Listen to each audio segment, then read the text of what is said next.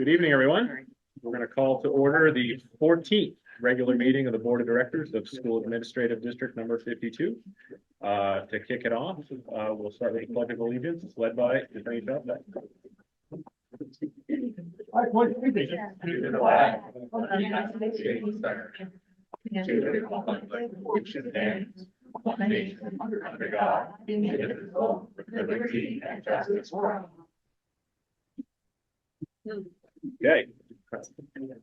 So those of you that have been following our meetings know that we're elbow deep in the budgeting season, and we're going to start off this meeting again with another budget work session. To start that budget work session, though, we're going to get an update from our superintendent. Carrie, would you like to kick it off? So I'm going to start. Gabby has updates for your budget books with some changes that we made. They've been handed out. Yep. Yeah. Everything I there's, saw that. I know, I wrote everybody else's. Okay, good. I was like, why are there so many pink papers? So do you want to talk about? Or Yeah. That's in my, right? Yeah. Yeah, I think it is. Okay. So overall, those changes reflect a reduction of $52,339. So we'll talk through why that is and where you'll see that.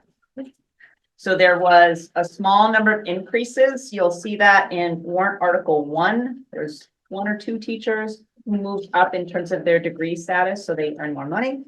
And Gabby did some payroll updates that shuffled some things, more corrections, updating. Our financial system is sometimes a little finicky. And when I make changes, whether it's the salaries or benefits, so replacing those teachers who are now earning a different level of salary because of their degrees, I had to do what's called a salary refresh. And that just then makes everything in line with where it's supposed to be. Apparently not everything was matched up with how it was supposed to be. So there were some changes in a few of the warrant articles.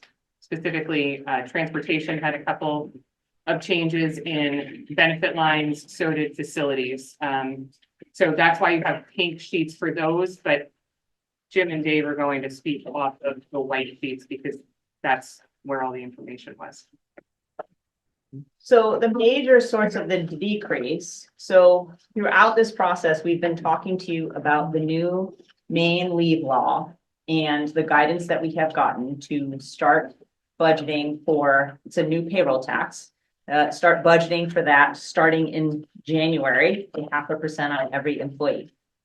The updated guidance we got from the Maine Department of Labor that has gone through all kinds of legal reviews through Maine School Management and everybody else. If we had a collective bargaining agreement in place by October 2023 and was not going to expire in June, then we did not have to begin collecting that tax. So the only contract that we have that fits that category are our teachers. And our teachers are the biggest pot of, they're the biggest group of employees we have. So it came to $58,000, about half of what we budgeted for the new payroll tax. So you will see that throughout warrant article 1, 2, and 5. That's where employees on the teacher contract, and remember, they're not just teachers, nurses, guidance counselors, like they're all on that teacher contract. So they all fall under that, that new guidance that we received. Everybody else who is an employee not on a collective bargaining agreement, or the 2 collective bargaining agreements we have that expire in June, we have kept that budgeting in there for them because the guidance said if it's expiring at the end of this year, you should budget for it. So that's really the majority of what you've seen. 55,000 of that was that payroll tax. And then there was a couple of those minor payroll updates in warrant article 2, 5, and 9. So it's not, it's those other issues are not. That payroll tax thing was the most significant. So on the overall totals that you have, the budget is now $35,057,175. We've now got under 8%. We're at 7.89% increase.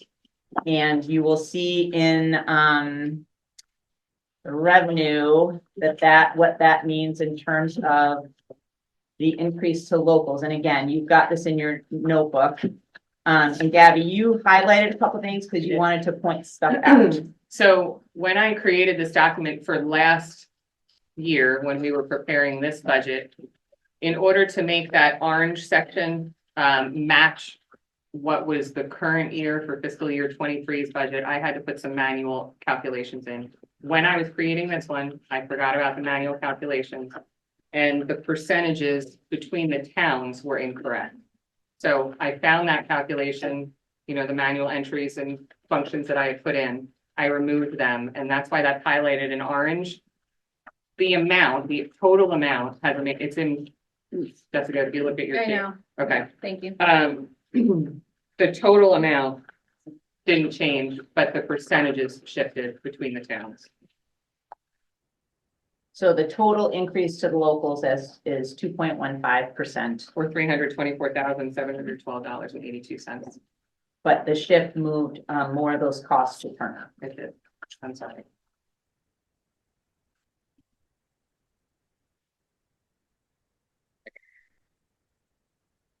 So pink is now updated. When you're referring. Any questions about those updates?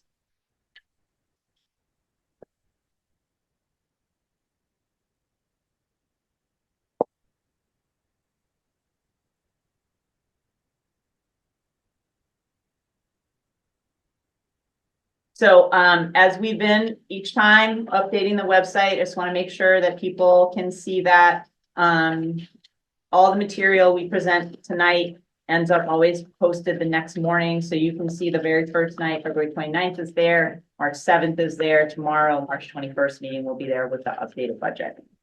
That's for people who are looking and interested. And I just want to start reminding people that the district budget vote is Thursday, May 2nd at the high school at 6 o'clock. And that the referendum vote is in the towns between 1 and 7 p.m. on Thursday, March 16th. What's that? May. May. Yeah, it says May. May 16th. So school budgets, unlike town budgets, have to be approved twice, special.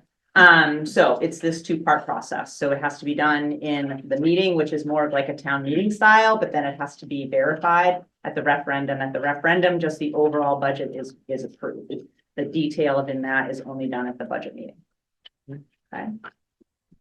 Well, thank you, Carrie. So I did have some information also, Gabby, I wanted to answer some questions that came up. Sure. So there was a question back on February 29th that I'm not sure I ever answered. It was around an LRTC program, Precision Main Machine, that's run at CM. That's a new program. We don't pay any money to LRTC. We actually talked about that at the last meeting. So we don't pay any of that. Most of that is paid from the state, and some leftovers paid by the Lewiston School Department. That will likely look different next year as we move forward to the new agreement. Do you want to talk about the cell phone things, or did that already get? Well, last we time? did discuss that a little bit, Okay. but we do have 7 district-wide cell phones with Verizon, and Kyle did send me contact information for another company. The pricing is comparable at this time. So the question came up, do we bid for gas? And so I'm going to have Gabby talk about that. So we do not go out to bid for gas. The different gas stations that we have used, we have one source that we predominantly use, and that's Jimmy's. The proximity is lovely, but we also get a great deal of information, detailed information. So they supply us with a receipt for every single transaction, which I have to have in order to submit for the gas tax reimbursement.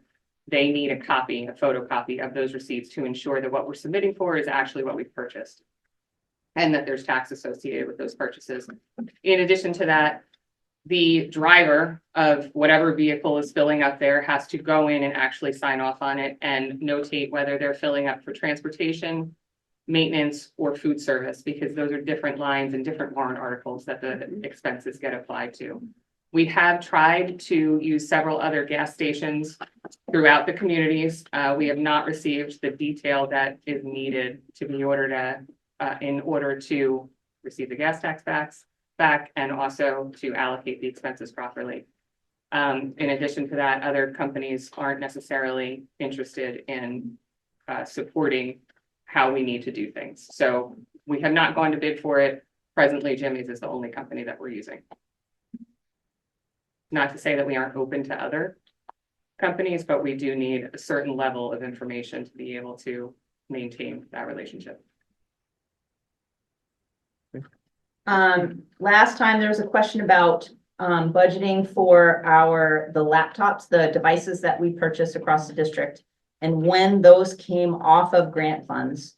So for the middle school and high school, the high school's always been in the budget. And the middle school has always been coming from MLTI. So those have been ongoing. What changed was the elementary level devices, and that changed during COVID. So we had money until this current year is the first year we started to budget for them in the regular budget. They were in grant funds until this year. And we had purchased them and they got to the end of their life last year, which is why they landed in the budget that we're currently in. So just wanted to make sure people knew that it's those elementary ones that landed in the budget.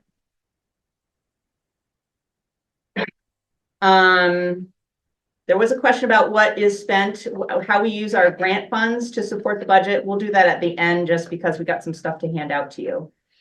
So question was, is there a direct correlation between amount spent per student and our learning outcomes and success? We don't have that, but the strategic plan really commits us to examining data on an annual basis to look at a wide variety of data to see our progress. And so that's what we'll continue to do, or start to do. I would say the strategic plan really ties us to looking at that data on it, and at the very least an annual basis in this group. It's an ongoing process amongst teachers and buildings, but that would be something that is in that strategic plan that we'll be doing. In terms of positions or training from experts or to become experts in the sexual sciences, we do not have any money in the budget for that. And is money in the budget for student activities, those things that we noted in the strategic plan. And so if you recall, we wanted to increase opportunities for kids to do activities. So we have, while we're still in the process of negotiating the stipend portion of the teacher contract, the budget does reflect that priority for the board. So there is, I'm not sure it's where specifically it's allocated right now, but we feel like there is money there to support that increased opportunity for kids and activities. Okay. All right. Local entitlement and Title I grants. We got some information for you so we can talk through what is in those grants and how we use them. While Gabby's handing that out, were there any questions for Superintendent about anything she just said? Okay. They have two documents. One at the top says local entitlement summary. Can we do that one first? I don't know which order they're in. Yes. Okay. So local entitlement summary, local entitlement money is money that we receive for special education. It can be used for supplemental expenses only. So there are criteria, like all grants, rules and criteria. So I'll just talk through, you got a lot of budget lines here. So I'm just going to give you a summary of what this amount of money covers. If you recall, when we did warrant article 2, I made the statement that the vast majority of that is just people, ed techs and teachers, no instructional materials, no professional development, some contracts, some out of district placement, but it's really just a people budget. The supplemental budget is what provides the materials, equipment, and training that teachers need. So with the exception, the only employees that we have in this budget are ed tech ones. And they're in there because ed tech ones actually aren't part of Maine, and you're going to correct me if I get this wrong. They're not part of Maine PERS. They are Social Security employees, so they're not as expensive, and they are supplemental employees. They're not, an ed tech one has sort of like the least amount of ability to do things with students, right? They're very important in terms of one-on-one support for individual students. But like an ed tech 3 could do instruction, right? So there's a pretty big difference. So we have 6 ed tech ones in there. Carrie, we also have office support staff. Yeah, I was getting to that. Oh, Already open it. yeah.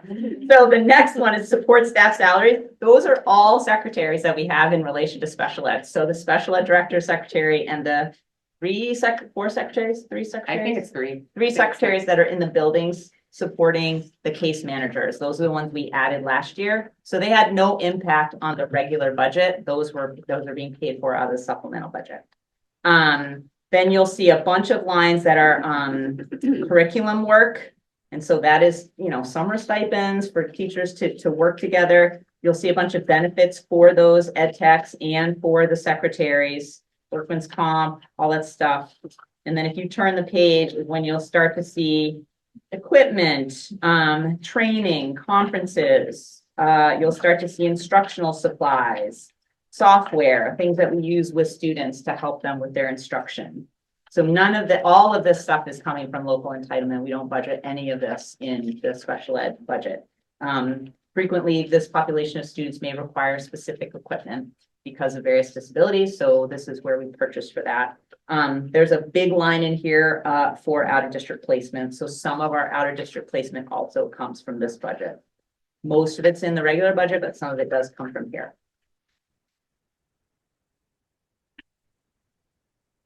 And then the second, any questions around special ed local entitlement? Gabby, you want to add anything? I do. So the next sheet that you'll see is local entitlement continuance. So what that is what wasn't spent for our local entitlement grant in fiscal year 23 carries over to fiscal year 24. So we actually have 2 local entitlement grants going simultaneously. And the continuance budget was predominantly for the out-of-district tuition. There is some computer hardware in there and also some contracted services.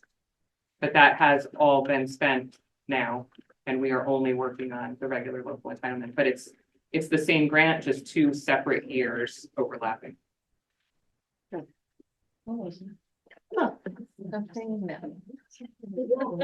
Some things where it no longer belongs. Maybe. And that's pretty typical. I mean, that's no different than our budget where we haven't been able to spend some of that money. It ends up rolling over. So the second, yeah. Question. Yes, When it sorry. comes to the local entitlement special education. In our budget that we present, that goes to the towns, Yes. that aspect of it, how much are any of those positions, or what of the portion of that, if there was room for it, is it available to go into here at all? It would depend on if it meets the rules and regulations about So- what is allowed to be paid for out of this budget. So potentially there is stuff moving over that could go into here. Well, what is going into here for next year is the BCBA, the Certified Behavior Analyst. So that is a position that we need to support teachers in helping with students. Right now, we contract for that. So that's something that's we're gonna reallocate to prioritize that position in here. So those are things that we need that we don't need to put into the regular budget that we can use this one to do. But I guess could there have been, because honestly, I appreciate this. This is one of the first times I actually see the breakdown of this, because I've always been told, well, it's the grant, but anyways. Mhm. But there is potentially other stuff that's in our existing budget that we're sending to the towns that could be put into here with some adjustments made to this. Or you just said that there's money in this grant that we haven't actually spent. Oh, we've spent it. We spend every penny of that. So, but you know, the question is, I think, you know, we as a committee should also be looking at this with just as strong eyes as we look at this to make sure that there isn't some that we can move to the government side from our local. Yep. taxpayer So side. I can talk with Rebecca. I do know that the rules, because it has to be supplemental. Mhm. So certified behavior analyst is supplement, like that is a support position. Secretaries support the programming, but we couldn't move a whole program for students into this. So I think that's I understand because the guidelines. So I'm not sure. I can talk to Rebecca about that, but I doubt it. I just, you know, because it would behoove us to put as much we can into the federal money. So in the budget process, oftentimes, Rebecca, can we pay for that out of local entitlements? So that conversation is happening before we even get here, and sometimes those go in. So for example, the secretary's last year, and she actually, some of the assistant director's salary was in this budget, and to free up some money in this budget, some of that money moved into the regular budget to make room for the secretaries, not the full amount for sure, but a small portion of that. So we are constantly sort of like shifting to see how much we can squeeze out of this pot of money to keep it out of the budget pot of money. And same goes for title. So the next pile, the next grant is title grant. So Rebecca manages the supplemental, Teresa manages the title grants. So you have a couple of different things here. So let me title, what's the first paper you have? I don't want to. Disadvantage youth. Got it. So this is really the primary title purpose. This is federal money, and it is meant to make sure that we have the necessary staff and materials to support students who may be socioeconomically disadvantaged. So this money is tied to our free and reduced lunch rate, for example. So when we have lower population of students who are identified as free and reduced lunch, then we get less money. So that number last year was a panic. We were worried we would see a big cut in this. They're working on other ways to identify those students, but that's a challenge. So we're constantly worried that this money is going to reduce over time. So on that Title I-A disadvantaged youth, for Leeds Green and middle school, that is individual ed techs who provide direct literacy support and math as well, support to students who are falling behind. And so instructional supplies are in there as well for those folks. I think Leeds has the largest number because its eligibility is school-wide. There's also, elementary home connection supplies, homeless supplies, those are all, the homeless grant is somebody asked me that at a meeting. It's not a grant that we applied for. The state said, we have money for you to help potentially homeless families to keep them from becoming homeless. It's been actually super helpful because we have been able to identify families right on the edge and provide them with just a tiny bit of supplemental funding to keep them from being evicted. So but that's something that just came to us. So we manage it. Yep. So in our managing it, how much of the money that the state says, we have this money, you distribute it for us, Mhm. How much do we get for in-kind support to the state? For that, it was a small number, so nothing. I think you may be able to allocate some, most of the grants, I think you can allocate some to staff support. Does some of Cassandra's salary come from title, Title funds, no. Okay. Is it So- allowable? It depends on the grant. In some cases. Yeah, so as far as I know, at this time, ESSER funds are the only ones that grant management is allowed that Teresa and Cassandra oversee.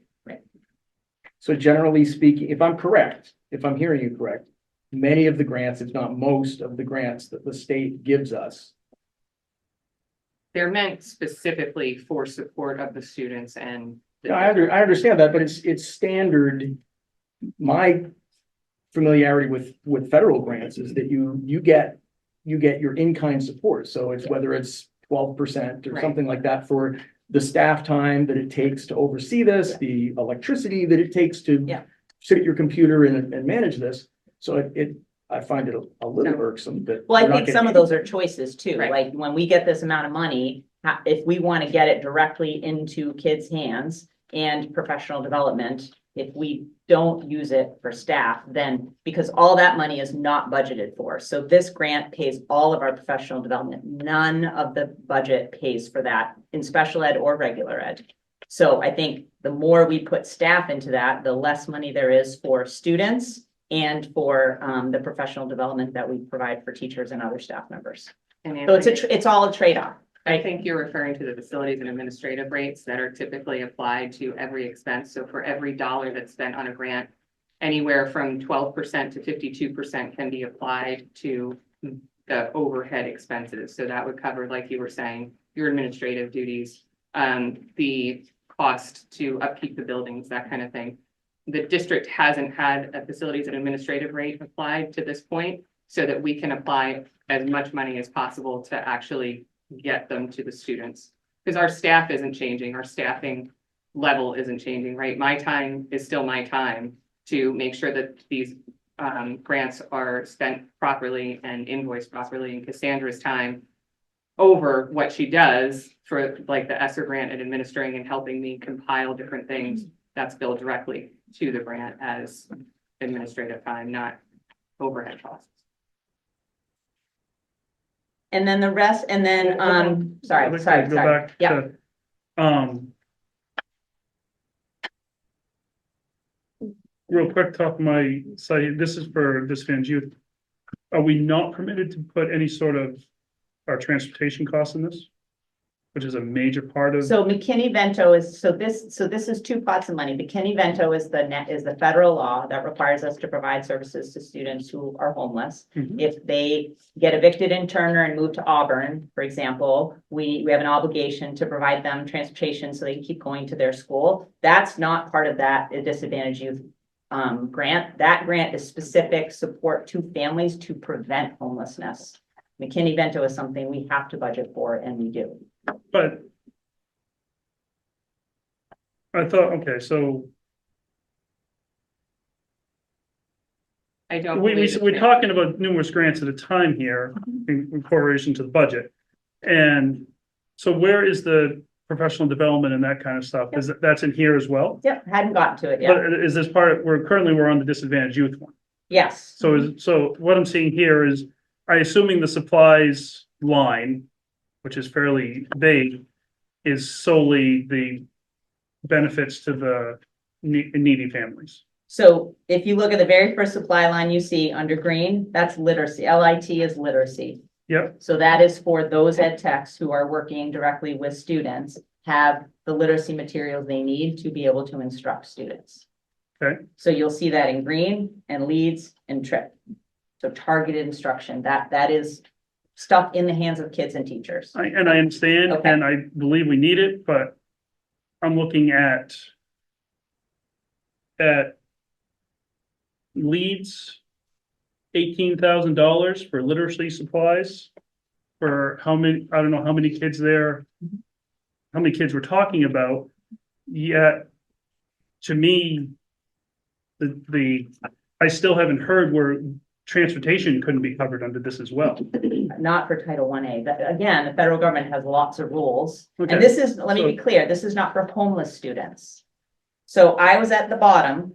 Yep. There was a homeless supplies line at the bottom. My Yep. apologies for not being No, so, clear. no, I understand. Okay, this is for students who, because Leeds will stay on Leeds, is school-wide disadvantaged because of its disadvantaged youth population, has access to this federal money to provide these services. So the government says, we'll give you this pot of money, but you can only spend it in this way. And that is, this budget reflects that.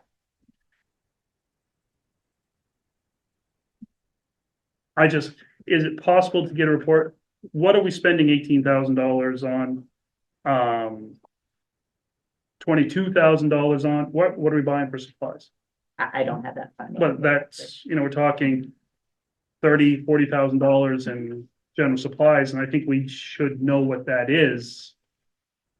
Us So- as a board, that's part of us decision making to make sure that, okay, if we're told the max that we're allowed to get is a little over 400,000. So I assume that goes by a free and reduced lunch, is that what you said? So the max we're about to get is around that 400,000. I don't remember what it was. A give or take, I'm seeing 404 Yeah. is the current. Yeah.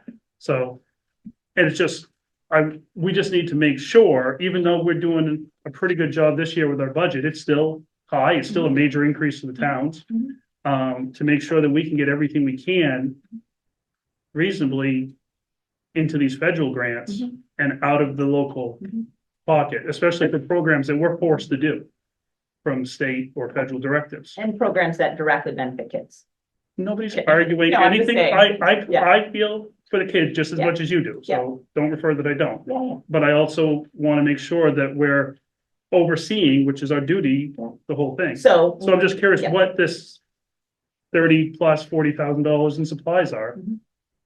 And is there anything to help them that we could have moved out of our regular Yeah. budgets? So that is the other process, same as I do with Rebecca, when we're doing the budget and Teresa joins us, we're like, Teresa, can you put an instructional coach into the title grant, so we don't have to keep it in the budget, which is exactly what we did. So that same process happens.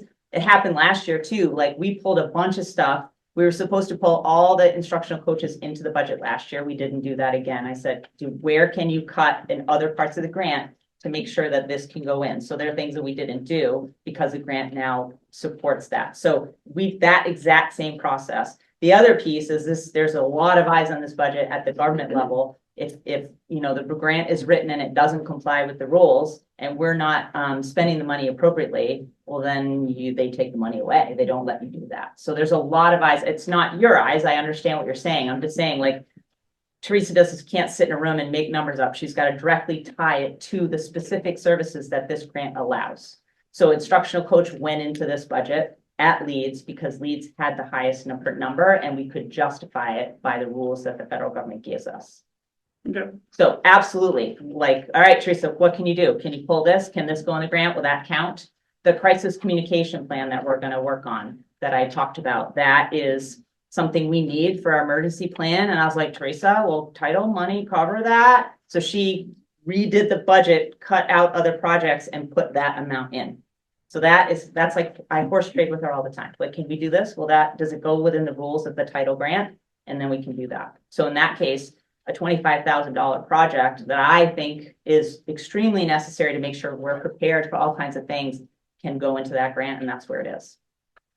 So, yeah. So and if possible, at some point in the future, if we could get a more detailed breakdown of these. I'll have to ask. I don't know if she's got it line item. It may be that we look at instructional programs. A couple things that I know in here are the early bird screeners that we use for their younger ages to see where they are with their literacy. Messenger, the robocall thing, we pay for that out of Title V because that's an allowable expense. That's not in the budget. So there's a bunch of things that are just part of our normal operation that are paid for out of this grant. So I can But ask. I would assume that there's a list that she had to put in and that you had to oversee. I don't know if the government asks for a line item, like we're gonna buy this book and that book. So there are projects in here for pressure. Please, I'm not looking for book. I don't think I have that. And I'm not looking for book Okay. for book. I'm Okay. looking for, books. I'm looking for So there's, technology. I'm looking for, similar to what we see over in other areas. yep, And so just when I see one number that says supplies with no other information around it, I'm curious what it curtails or includes, sorry. if I can find that, I will get it for you. But there is a written description of the project, how it's gonna be used and whether or not it's allowable, and then it gets approved or not approved and sent back by the state who's overseeing that money. So I don't know if there's a line item. Everything else that's for professional development for teachers and other staff comes out of this. So like, we don't budget for any teacher professional development. All the book studies you hear about all come from this budget. We purchase those books out of this budget. If we send somebody to a training or a conference, it comes out of this budget. It's not in the regular budget.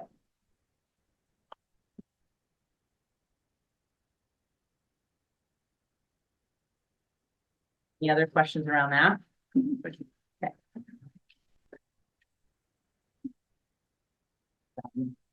We're good? Yeah. All right. All right, so, we're gonna move into our first warrant article of the night, which is warrant article 8. So, like to come forward. Kira. This is your first time, doing this, so welcome. Nice. Yes, yes. So, Good evening, everybody. Jim Squire, Transportation Director.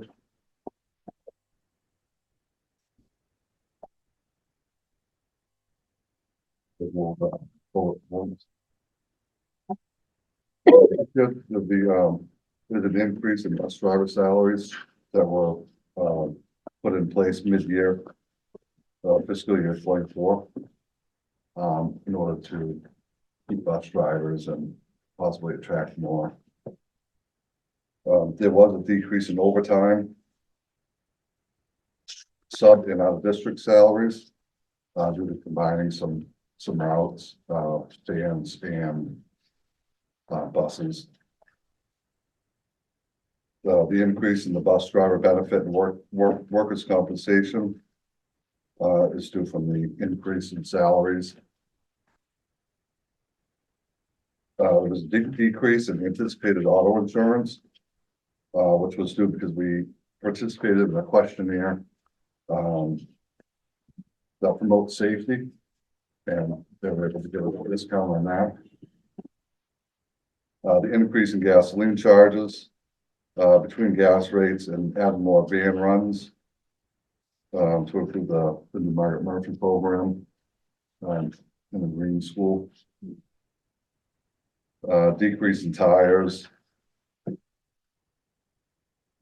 Decrease in equipment.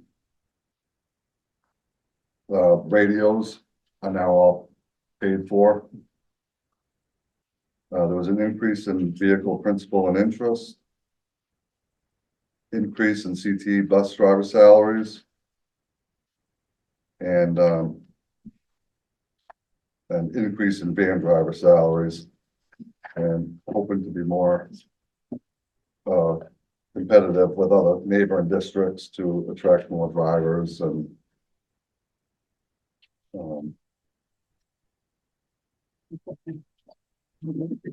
And just a CTE is LRTC, just in case. That acronym is LRTC.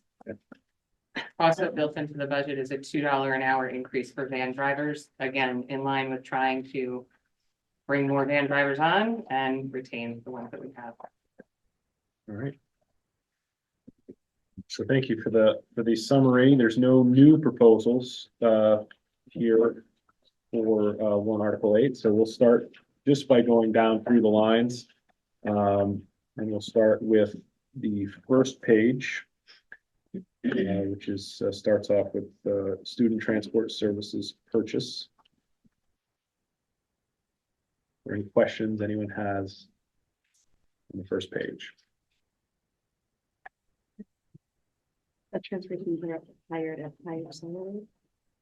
Oh, yeah. Different hires. I've been trying.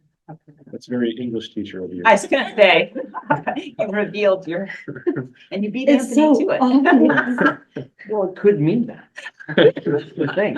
I've never, ever seen that, like, mistake people. It's that finger syndrome.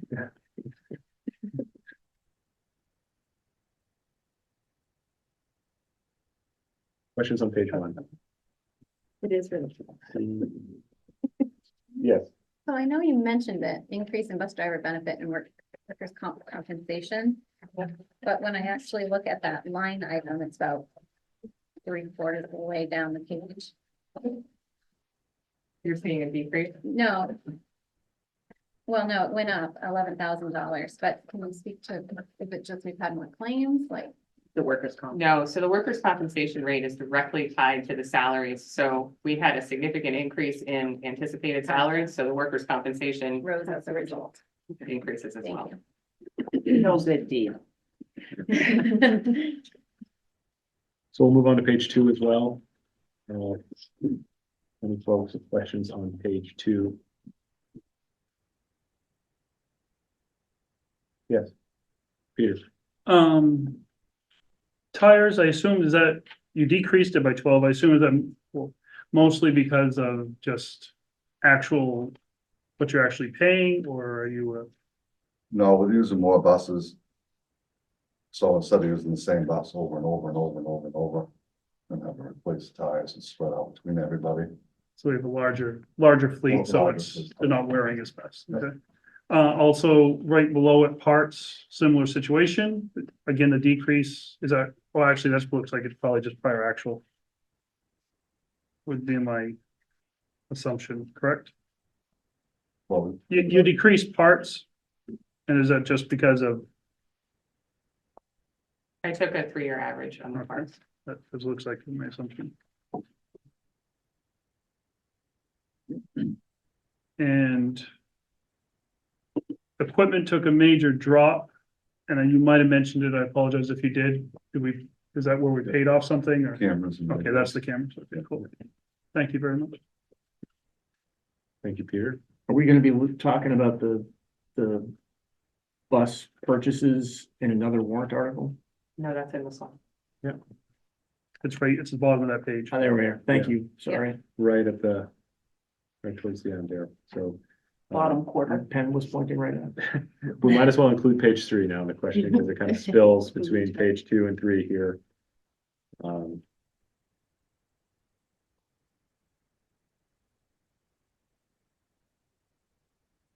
Any more questions?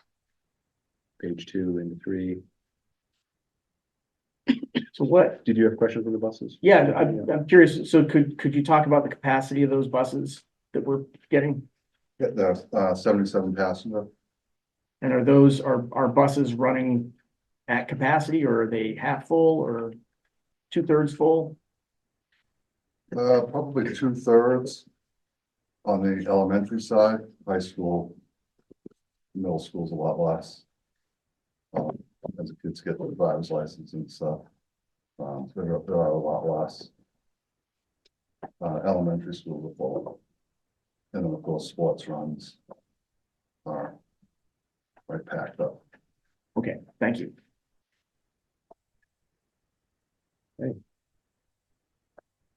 Continuing on. There's really not much of a page 4, so we'll just say. Any remaining questions on the budget of warrant article 8?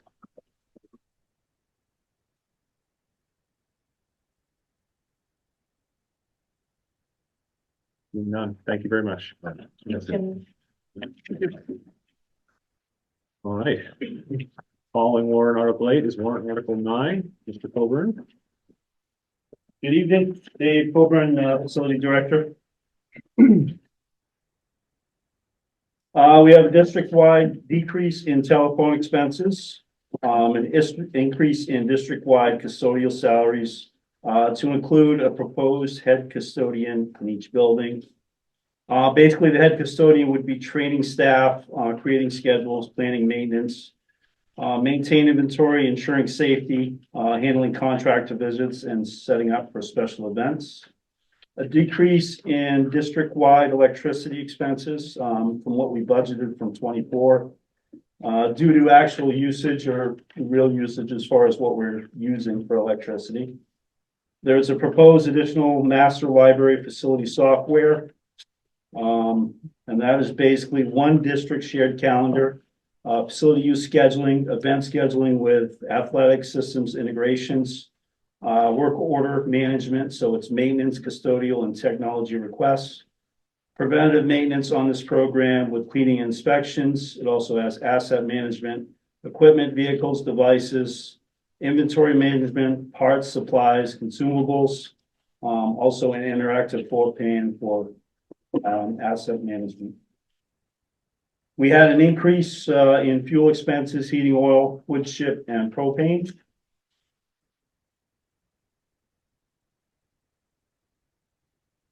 And we also have a position for an unassigned afternoon custodian. The unassigned afternoon custodian, normally during the year, you'll have call outs, you'll have vacation time, you'll have extra sporting events that happen. The unassigned position would be covering call outs for basically all the schools with additional custodial care for TES and central office. Maintenance requests in classrooms, sanding, salting walkways, special events, setting up and tearing down.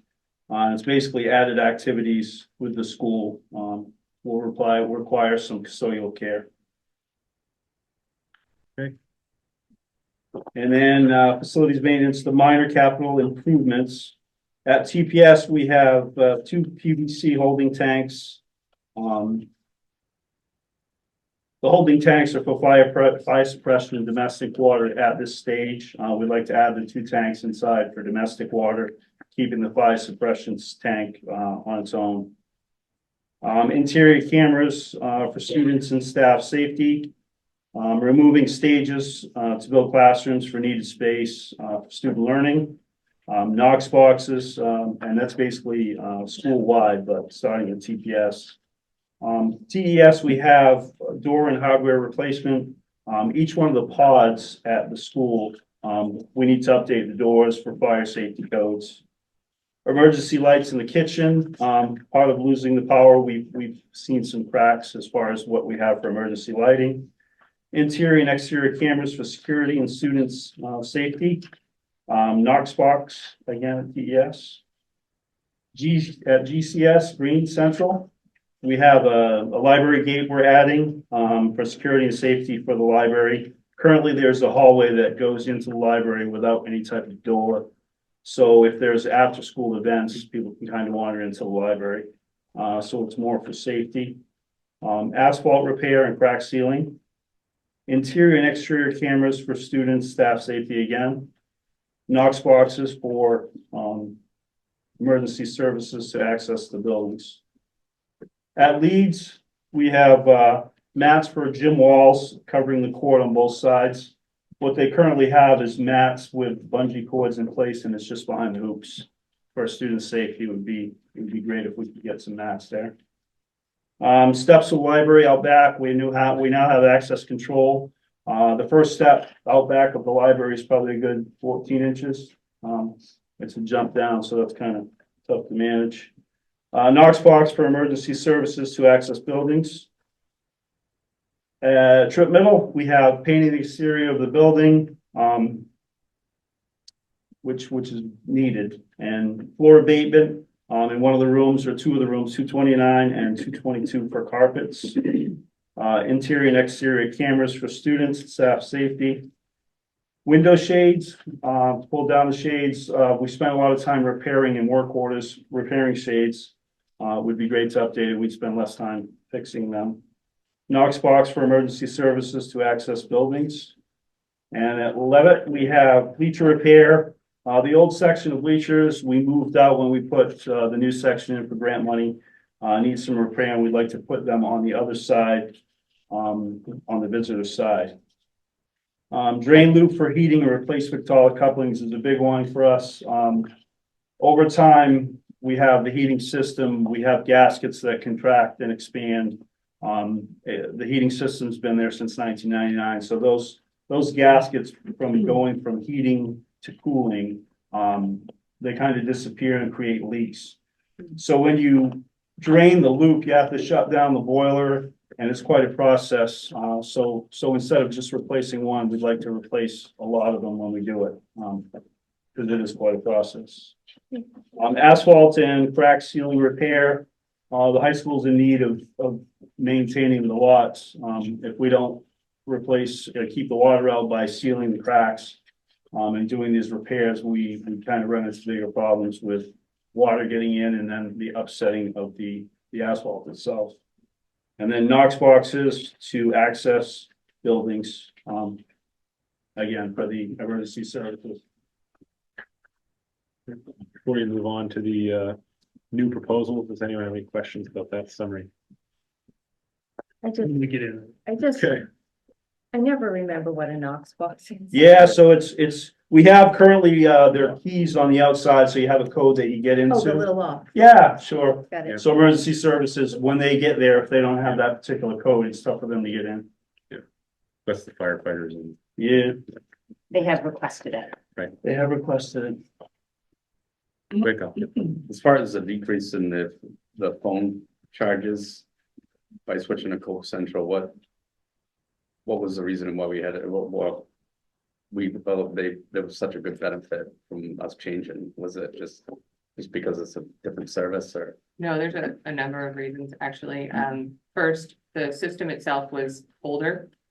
We were having issues with getting parts or service to repair if it was possible. In addition to that, our monthly service for the phones was just for the Turner campus, I believe it was about $2,800 a month. I don't quote me on that, but I'm pretty sure. And then the Green and Leeds were roughly $300 to $500 a month. So, you're looking at well over $3,000 a month just for the service. Then the way that the phone system worked, you couldn't necessarily access it on your phone. Like, you can have an app now, so that if we have a snow day, we can have the phones directly to our cell phones, so people can still call our offices and reach us. We can call out on that so that our personal cell phones aren't coming up on anyone's caller ID. It's coming up as the school line. People are less excuse me, less inclined to pick up a personal line anyway. If you see MSAD52, maybe you'll pick up. In addition to those items, it decreased our expenses significantly. I don't remember the cost, and it is budgeted in there, and I think I put a notation on the cover sheet. So our expense overall has decreased significantly, even when you incorporate the loan for the whole phone system. In addition to that, the repair and service is included and incorporated in that. It's been awesome. Yeah, it's really great. Any other questions? Go ahead, Cal. The increase of the wood chips, the price on that, is that reflected with the new types of chips that So we talked about a while back? I would say the new types of chip, definitely, but the increase would be from, for instance, we had one of our propane boilers. One of the circulated pumps in green did not, kind of blew up and we couldn't get the parts for it. So we had 2 months of using oil and a secondary, way to heat in that. And that costs a lot of money when equipment is down, especially when it comes to oil compared to propane, so. I got one more. Yeah. Go ahead. The tall gaskets, is that maintenance doing that, or is that actually contracted out? That's contracted out. That's, it's in the ceiling. So they meant, I mean, it's around ductwork, it might be easy to weld the pipe up there. Instead of change those gaskets and we get another 20 years. But it's certainly not, it's not something our maintenance guys can do.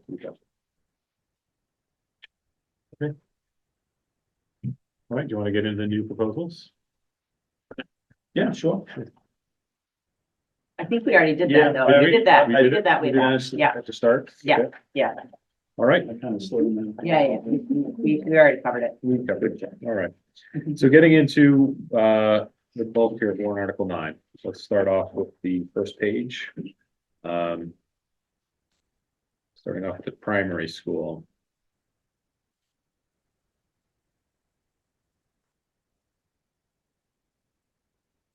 Any questions about the primary school? Peter?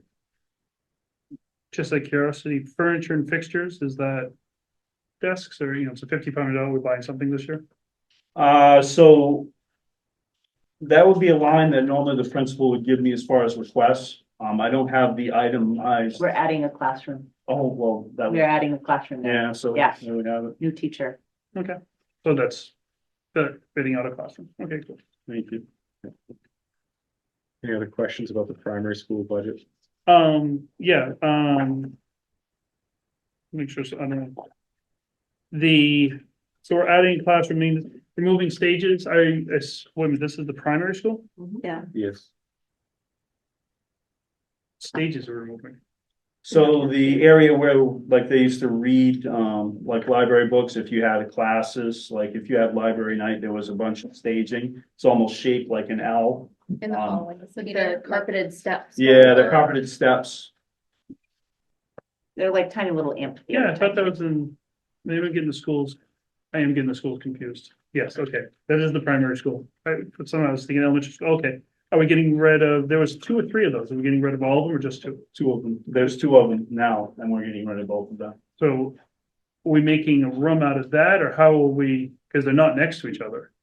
Yeah, we're making 2 rooms, so we're removing that staging piece. and Yeah. There are 2 rooms that we're gonna additionally make. Now, are those able to be, is that a big enough space to be a classroom It's a big space. with the staging and everything? So are we putting in 2 classrooms? I think it's, you worked with Kim. I don't think it's just a full classroom. I think it's also services. Yeah.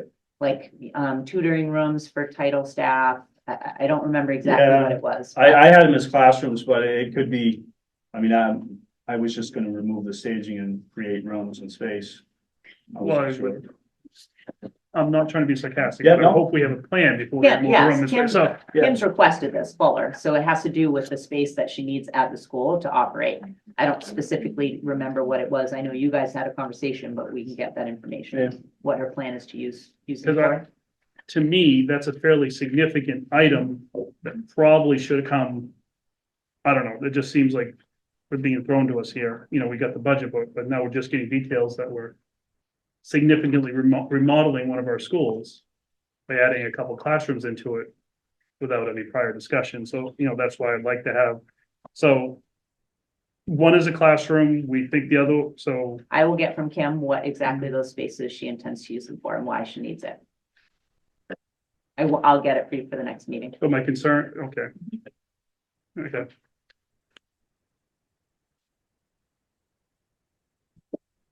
All right, primary school. Any other folks have questions about the primary school? Seeing none, let's move on to Turner Elementary. Page 2. Barely page 3, Turner Elementary School. Peter. the maintenance. There's a deduction, because it looks like we must be getting out of a maintenance agreement with somebody, just curious. So, we had multiple Siemens contracts Okay, and that's one all of them part we of the- determined okay. was not needed. So that has been removed from the fiscal year 25 budget. Okay. And you'll see that reflected at each Okay. school. Nice. Thank you. Anyone else on page 2, which is Turner Elementary School? None. Moving on to page 3, which is Green Central School. Barely spills onto page 4, but we'll just call it Green Central School. Any additional questions?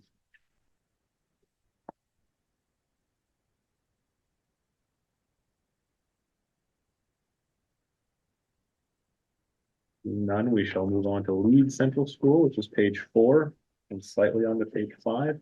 Leeds Central School. Any questions there?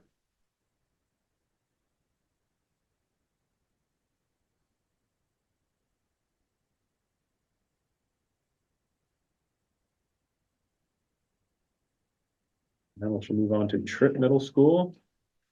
Also spills onto page 6, page 5 and 6, Tripp Middle School. Any questions? Yes, Peter. I assume at the very bottom, the pig tables are for the students when they have the outdoor eating. I assume that's what, continuing that Correct. joy.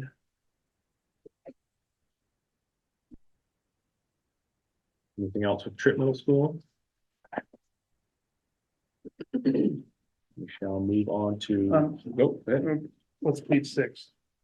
For middle school. Page 6 is a little bit of Tripp Middle Yeah. School, yep. We just got a increase of $5,000 in equipment and building. Is that one of the things we talked about already, or? So there's increase in roofing repairs, alarms and inspections, Under the, okay, all included in that. so these new ones or the cost went up? Costs went up. I think specifically alarm costs went up considerably, right? Yep. Yeah. Has there been any thought to, I mean, so we're doing these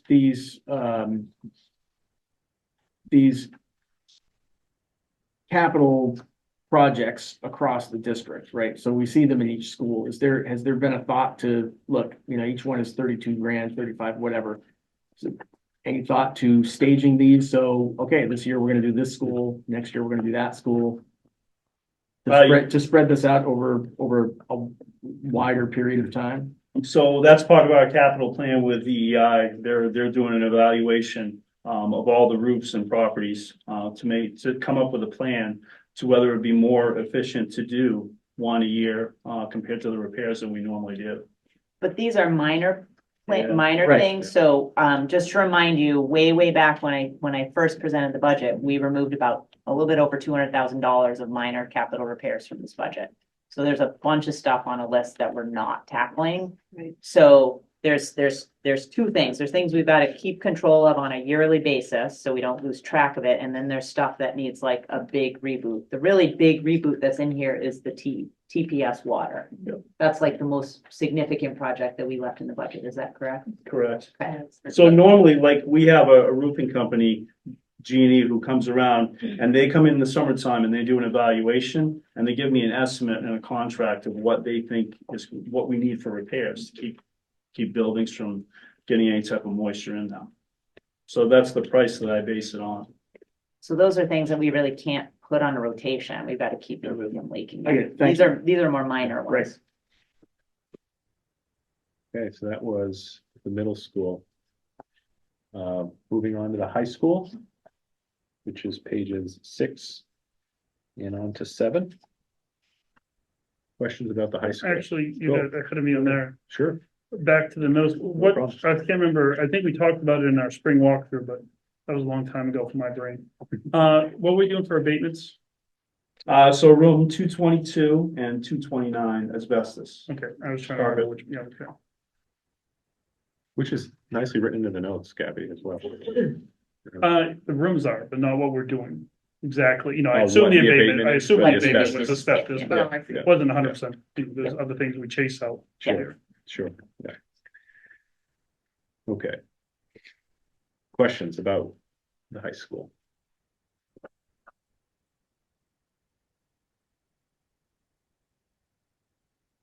The whole high school. The whole high school, yes, pages Okay. 5, 6, and 7. That, I have a question. When it comes down to on page 7. Yep. The general equipment repairs, so forth, so on. I see that that also includes one that we used to argue about a lot, which is sports fields. Used to be a major budgetary item that was constantly going back and forth. At what point now, how much of are they doing? How much of that is them? In the sense that sports fields used to do our like fertilizing, our aerating, our variety of other things, even striping was so issue at one point for them. Yeah, I'm just they're curious. they're doing our aeration, fertilization, oversee top dress. They do all of our infields as far as putting turf S on it, sports mix at the end of the season, cut out all the infields. They do a large majority of it. We do the painting and get game prep ready. Our crew does, and the regular mowing. But as far as sports fields, they come in and do a majority of like a 4-step or 5-step program, especially with all the action we're having. Can you go into some detail about the floor stripping, please? Where's that? Okay. At the That's beginning on of the top of page 7. Second line down. Gotcha. Floor stripping. So recently, we had Cleanorama come in last summer and we developed a, more of a waxing program and stripping. We haven't really, I think all 6 schools do a different process. So we had Cleanorama come in and show us basically the best process to remove wax, from each one of the floors so that we can put 5 coats of wax on, because over time, what happens is you run out of time. So the stripping process is not as intense as it should be. So you get down to the tile and take some of the dirt off to be able to coat those. So we've developed a program where we're going to strip certain areas of floor and then take 2 coats off and then put 3 on to make it a 5 coat. We have it so it's all mapped out at the high school at Trip what we do each year. So that's part of the stripping process. I don't think we've ever had a procedure or a practice that we've done here. This is for the hallways. Yeah, School classrooms. hallways, classrooms, everything. Right.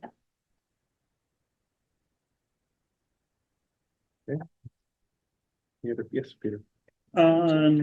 Just down a couple from that, we have an increase of 3,800 in your land and improvements. You know what that incorporates? It's LHS land and improvements. So that was the fertilizer price going up. One of them was adding additional fertilizer, like that, they increased to the price. All right, so that's not included under the sports field contract. Nope. So we buy the fertilizer. And then Yes, we just pay sports field to apply it. yes, correct. Okay.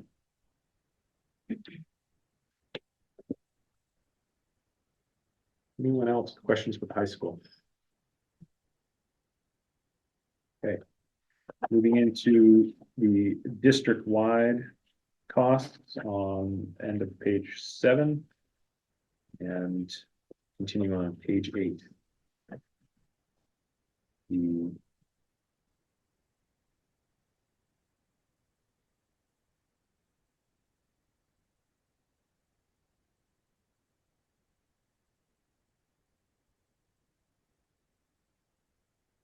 Anyone questions, Peter?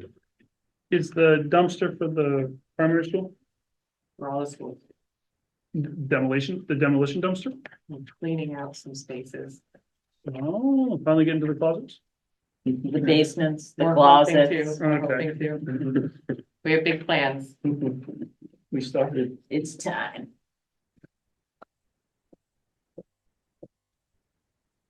Any other questions? Page 8. On to page 9. Just wide costs.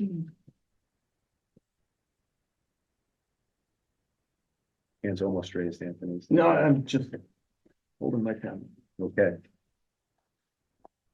Moving on to the central office, the end of page 9.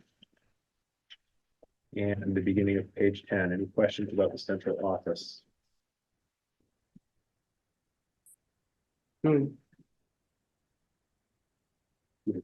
I assume this was thought, and in thinking about it, I can't think of where the ceiling and parking lot will be affected by, am I at the right place? Yes, I am. The work we will eventually start there won't affect our parking lot. Wastewater treatment Yeah, plant, wastewater treatment won't come anywhere near them, sort of thing. No, it's on the opposite. Yeah, it's on the corner. upside of the field. I'm just trying to think if there's any even lines or anything that was going, because I hate to spend the money now and then have to cut a line across the next summer. No, it's Yeah. supposed to go under the road, I Yeah. believe. What Yeah. about connecting central office to it? Sewer, Yeah. But that was just, I that was think just that my, back. because I saw we talked about potentially of a generator, potentially of sewer, other stuff like that, and I just don't want us to spend a bunch of money this year and then have a big line through it. That was only my only thought there. Yeah, I thought we were trying to do that with the wastewater treatment plant project altogether. Let's connect central office. Right, but I think the question you're asking is, will we have to dig up any of the parking lot to connect central office to it after we do all this work on the pavement? So I think it's a good question. Yeah, to that's- Make sure that's we all. know. Yeah, Not that I don't think it needs it, but. Yeah. good question. We'll keep it in mind. Yes. Any more questions about the central office? Then we'll move on to the treatment plant. The end of page 10, which is the final section of warrant article 9, questions about the treatment plant. Seeing none. Thank you very much, Mr. Coburn. Thank you. Oh, sorry, go right ahead. Okay, so my question kind of loops back through, and you might not know this, but maybe Carrie, or maybe we can find out for next time. So when Peter was asking about the bleachers being removed and the classrooms being built, we know that that is a plan because we knew we were moving teachers from one school to the primary school because the population's going. And they need to have a classroom. But what I hadn't really thought about is what are we doing with that space in green? So I'm just curious if there are some plans on what's gonna happen with that remaining space that maybe is not being utilized anymore in green. Good question.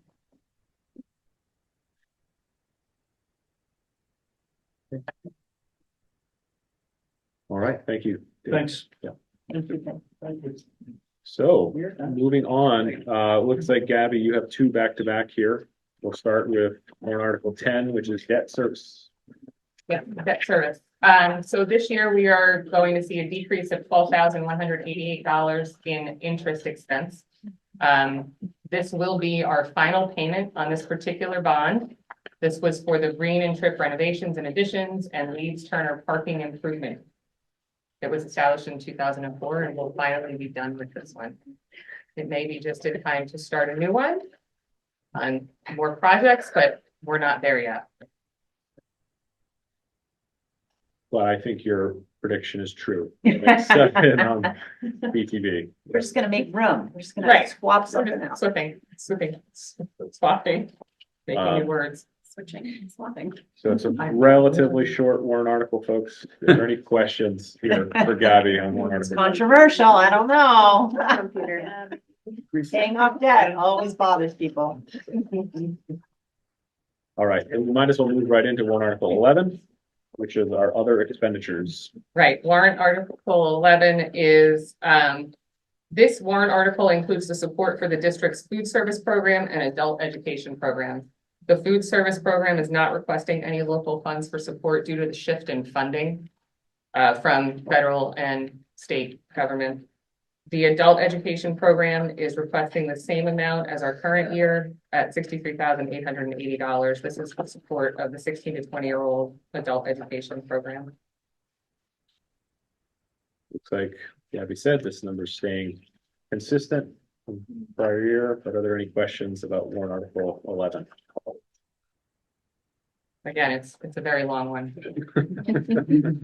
Well, not a question, but a statement. I'm Sure. impressed that it's staying the same considering I know our enrollment has gone up quite a bit.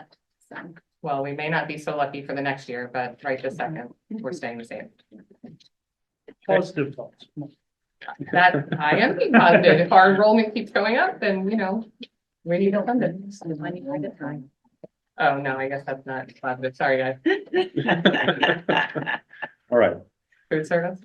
yes, I guess we shall. We can feed them now. Warrant article 14. Mr.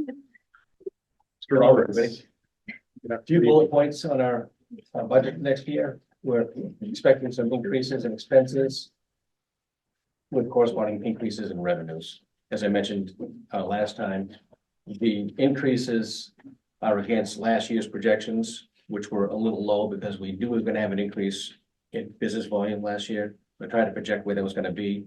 Business volume is much higher than I thought it was going to be because of the new funding. And correspondingly, the revenues are higher as well. So I'm trying to get caught up with this year's budget, so you can see some double-digit increases in some expense lines, but that's due to the increased business volume. We've increased staff, so you see some increases in staff hours. We haven't added positions, we've just added hours to certain positions and increased our sublines. You'll see a corresponding increase in food costs reflected back on the actual expenditures for this year. Other expenses as well for cleaning supplies, non-food items. We've increased the training line as well. A part of that's USDA mandates to provide training for all the staff. And I think Gabby was going to talk about the increase in workers' compensation expenses. It's something to do with the way it was categorized. So I did a review of what are called our earning codes, which is associated with where each different person is charged. Each earning code has a workers' compensation rate assigned to it. So we talked a little bit about how there's a workers' compensation rate and then a modification factor. The modification factor directly ties to how many claims our district has had.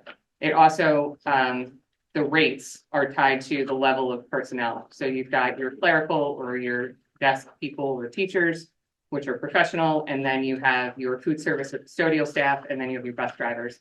Each of those three have a different rate associated with them. I found that a number of the food service earning codes were associated with a professional line, which is a 0.38% instead of a 3.3%. So you're going to see a significant increase in workers' compensation so that it's at the correct rate associated with those jobs. Questions about the bullet points? Okay. And let's get right into the warrant article. Can I say one thing about the first Yeah, one? yeah, go right ahead. Because Right I ahead. talked to Gabby about this. Can you explain it? You probably explain it better than I can, Gabby, because he'll jump out into the very first line. Yeah. So the ESP contract is under negotiation. Instead of putting random amounts, not random, but associated amounts in each individual line, I lumped it all into one line within each warrant article so that when the contract is ratified, I can go in and remove one line per warrant article and update the salaries effectively instead of going in and touching every single line. So that's the amount for the entire warrant article for the increase. Yeah, so the Turner primary salaries will be redistributed to all the schools once the contract gets finalized. Yeah. They're serving gold down there. Yeah. There's people down there. Okay. But yeah, I wanted to point that out before you, Appreciate that. it definitely jumps out at you. Sounds good. Okay, jumping off from there, page 1 covers the primary school. Any questions about the primary school?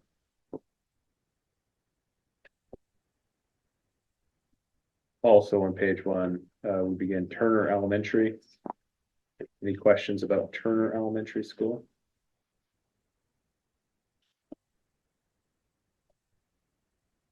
Seeing none, move on to page 2, which starts with Green Central School. Any questions about Green Central School's budget?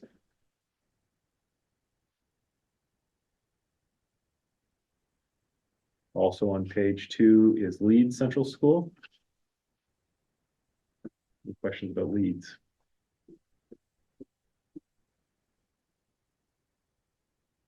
Moving on to page 3 is the middle school.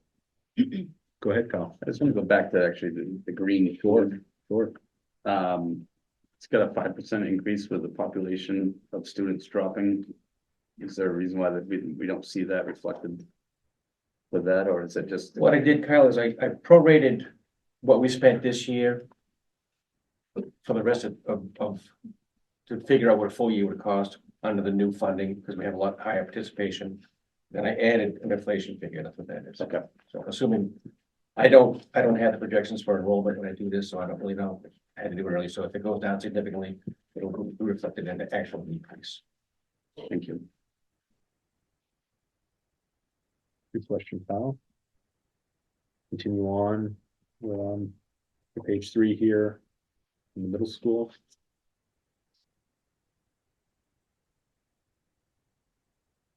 The high school is also on page 3. Any questions about the high school?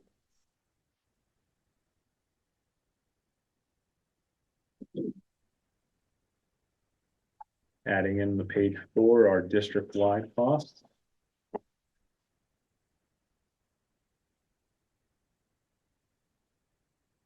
Anyone have any questions about Article 14? A food service program?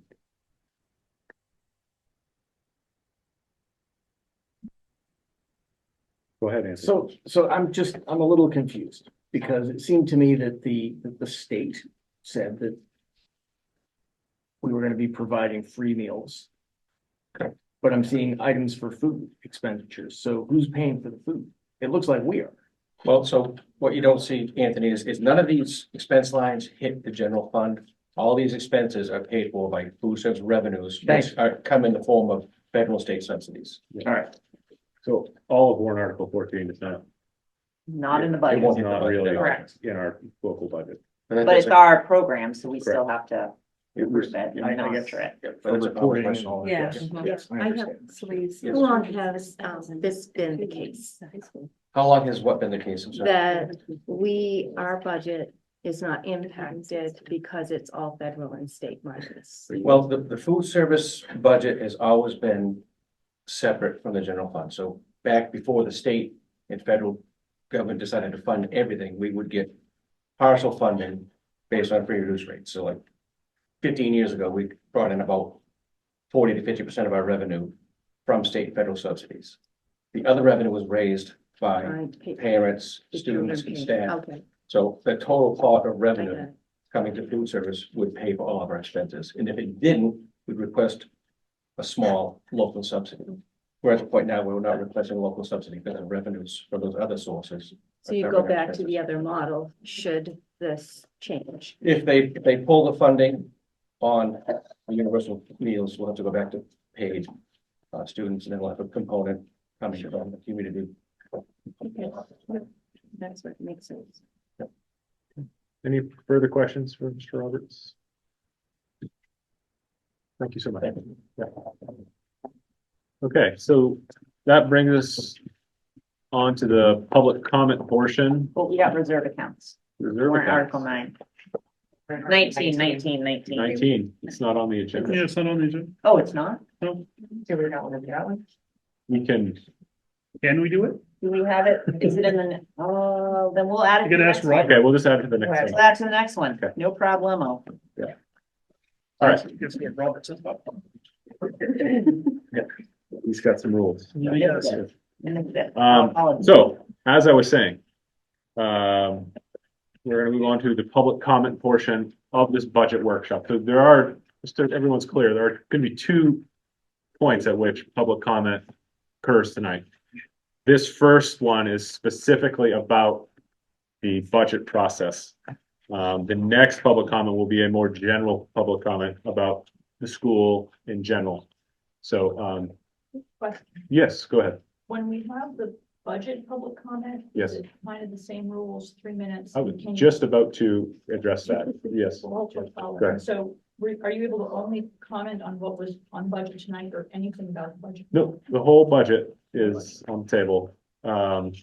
But I will say, I've said in just kind of the first part of that question, I've said, the last few times, you know, our rule structure on this public comment period is going to be just like our other public comment periods. And that is also going to be the same tonight. But I think tonight I'm just going to read those rules now. And so I won't have to read them again later. So these same rules apply to both this public comment as well as the more general public comment. And that is as such that our board meetings are conducted for the purpose of carrying out the official business of our schools. It's important to note that the meetings of the board are open to the public. However, they are not public forums.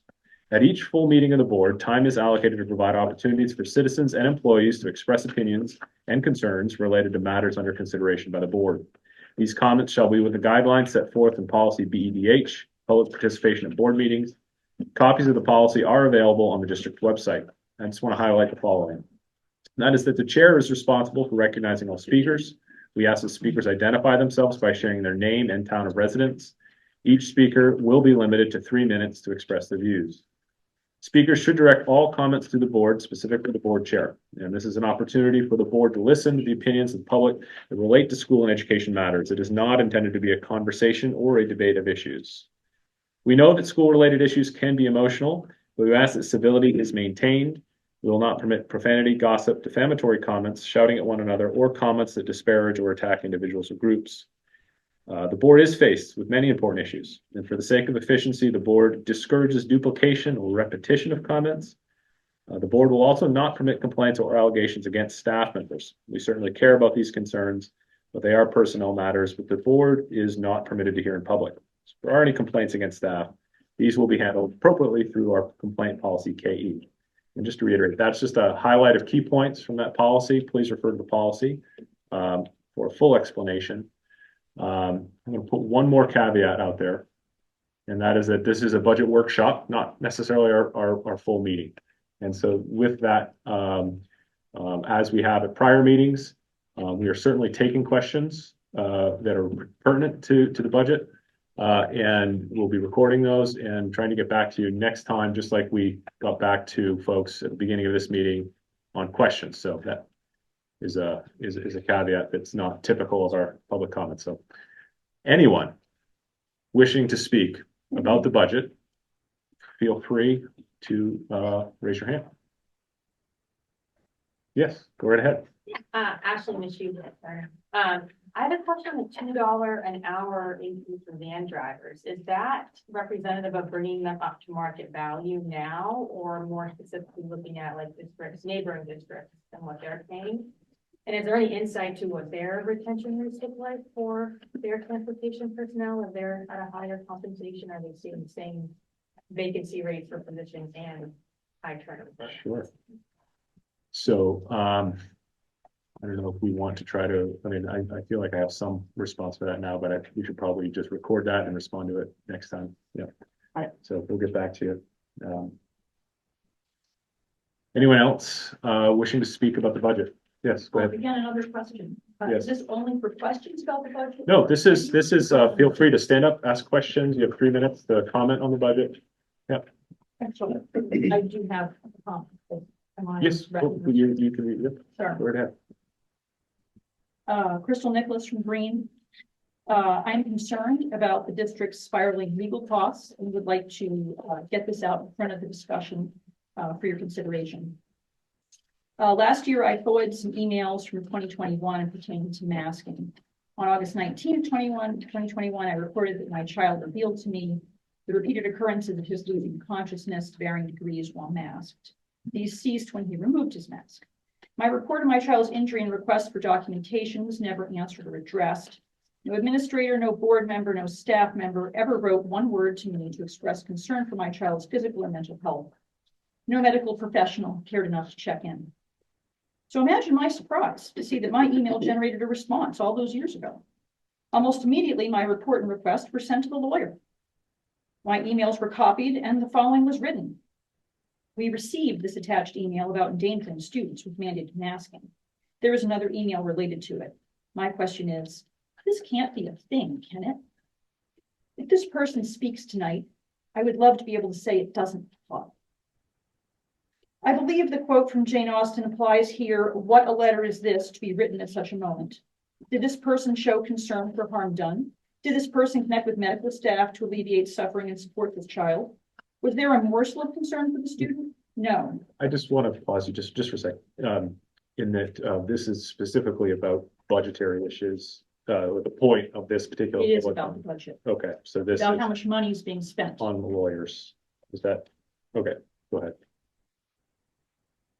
So to reconvene, was there a morsel of concern for the student? No. Our money was used against us to pay for legal fees about how to continue to stifle students. But there was this concern. These parents, they can't touch us legally, can they?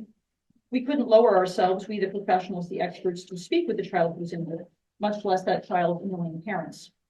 Always remember, when we're talking about seeing children in minority groups or helping them to live their authentic lives or supporting all children, there's one type of child you never see, you never hear, you do not help, and you do not validate. These are the children who cannot physically tolerate safe and effective medical mandates. We must never see and hear these children or give them a voice. And shame is too good for them as they cannot bear the burden of sacrificing their health. The guise of ridiculous, your medical choice keeps me safe dictates. We must discriminate against these kids, and we must pay the lawyers to assist our administration in overseeing and perpetuating, marginalizing them and their families. We can only stem the tide of their selfish, paltry concerns for their own health and human rights with fat pledges to the lawyers in lieu of public trust. Okay. Is there anyone else wishing to speak again about the budget?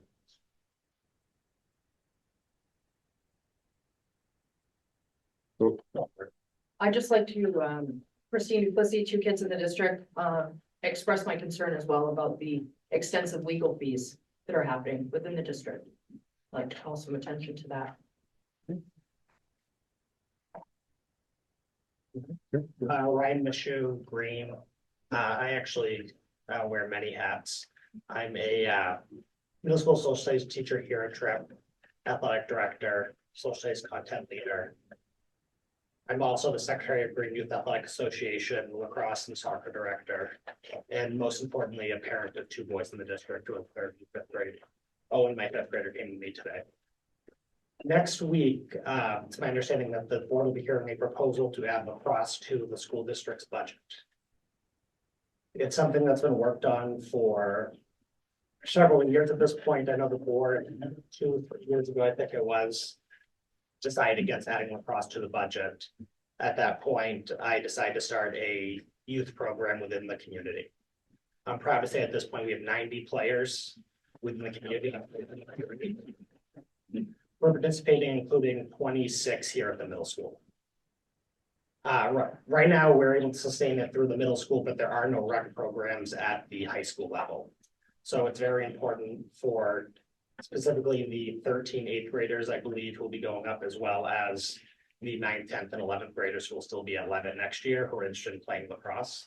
So I want to come and kind of express my support for the district, considering that. I know that's on the warrant articles next week, but I wanted to kind of put it kind of to your attention at this point that it is something that there's a lot of community support behind at this point, and I'd like us to consider it. Okay. Thank you for your time. No, thank you very much. Anyone else? Yes. So I'll follow Ryan. My name is Catherine Larry. I'm Lee's parent. My son Ben is with me today. He is a 7th grader here at Trip and has played in the rec program that Ryan referred to last season. Absolutely the most excellent opportunity for a child. The coaches actually coached him from his here, and just an excellent opportunity for a child that may not be into baseball, may not be into track. It's a fabulous sport where there's a lot of teamwork, there's a lot of competitiveness, but constructive, and has really helped with mental health. I don't know, I'm sure parents in the room can say that, athletics have a really positive impact on the health of their child, not only physically, but certainly emotionally. So Thank you to Ryan and Coach Thibodeau for what he's brought to the group, and hopefully we can continue to see it go up into the high school. Thank you. Anyone else? Yes. My name is Marsha Martin, and I am a parent to 2 lacrosse players who newly picked up the sticks this year. One of my children is in 8th grade, so he would be one of the kids that would be impacted if there was not a high school lacrosse program next year. I can say that this program brings an incredible amount of positive energy that you can feel as soon as you walk into the gymnasium. There's dedicated parents who have put together really a tremendous program. You can see that in the way that the numbers have increased in just 2 years. There's a buzz about the kids when they're talking about all of these sports at the high school. There's a lot of excitement that's built around lacrosse, and post-COVID, it's very, very great for both students, education in general, all of their programs, when they can get really excited and engaged with these types of activities. It's just good for everyone. It's good for the community, it's good for my students, and it's good for the programming here. So I encourage you to think about it as we go into next week's budget meeting. Great. Thank you so much. Anyone else? Yes. I have a couple comments. Jimmy Child, please. First of all, I am definitely for anything to do with sports for this school. I will pay whatever it costs extra for that. Growing up in a racing family, having sports in my life and my kids' life is very helpful, and I think all these kids need anything to do with sports is possible, and I support that. And I have a question. The statute that drives the school board budget process in terms of having a community vote was changed. Is there any district changes coming from the newly revised statute 20A 15693 or anything that's planned? So, thank you. Do you have any, do you need any of that repeated? Yeah. No. Thank you. Anyone else wishing to speak about the budget?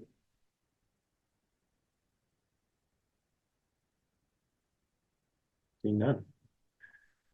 Okay, well, as exciting as this was, I just want to make sure everyone knows that our next budget work session is March 28th at 6 o'clock at Green Central School. So put that on your calendars, and we shall now transition to our typical meeting.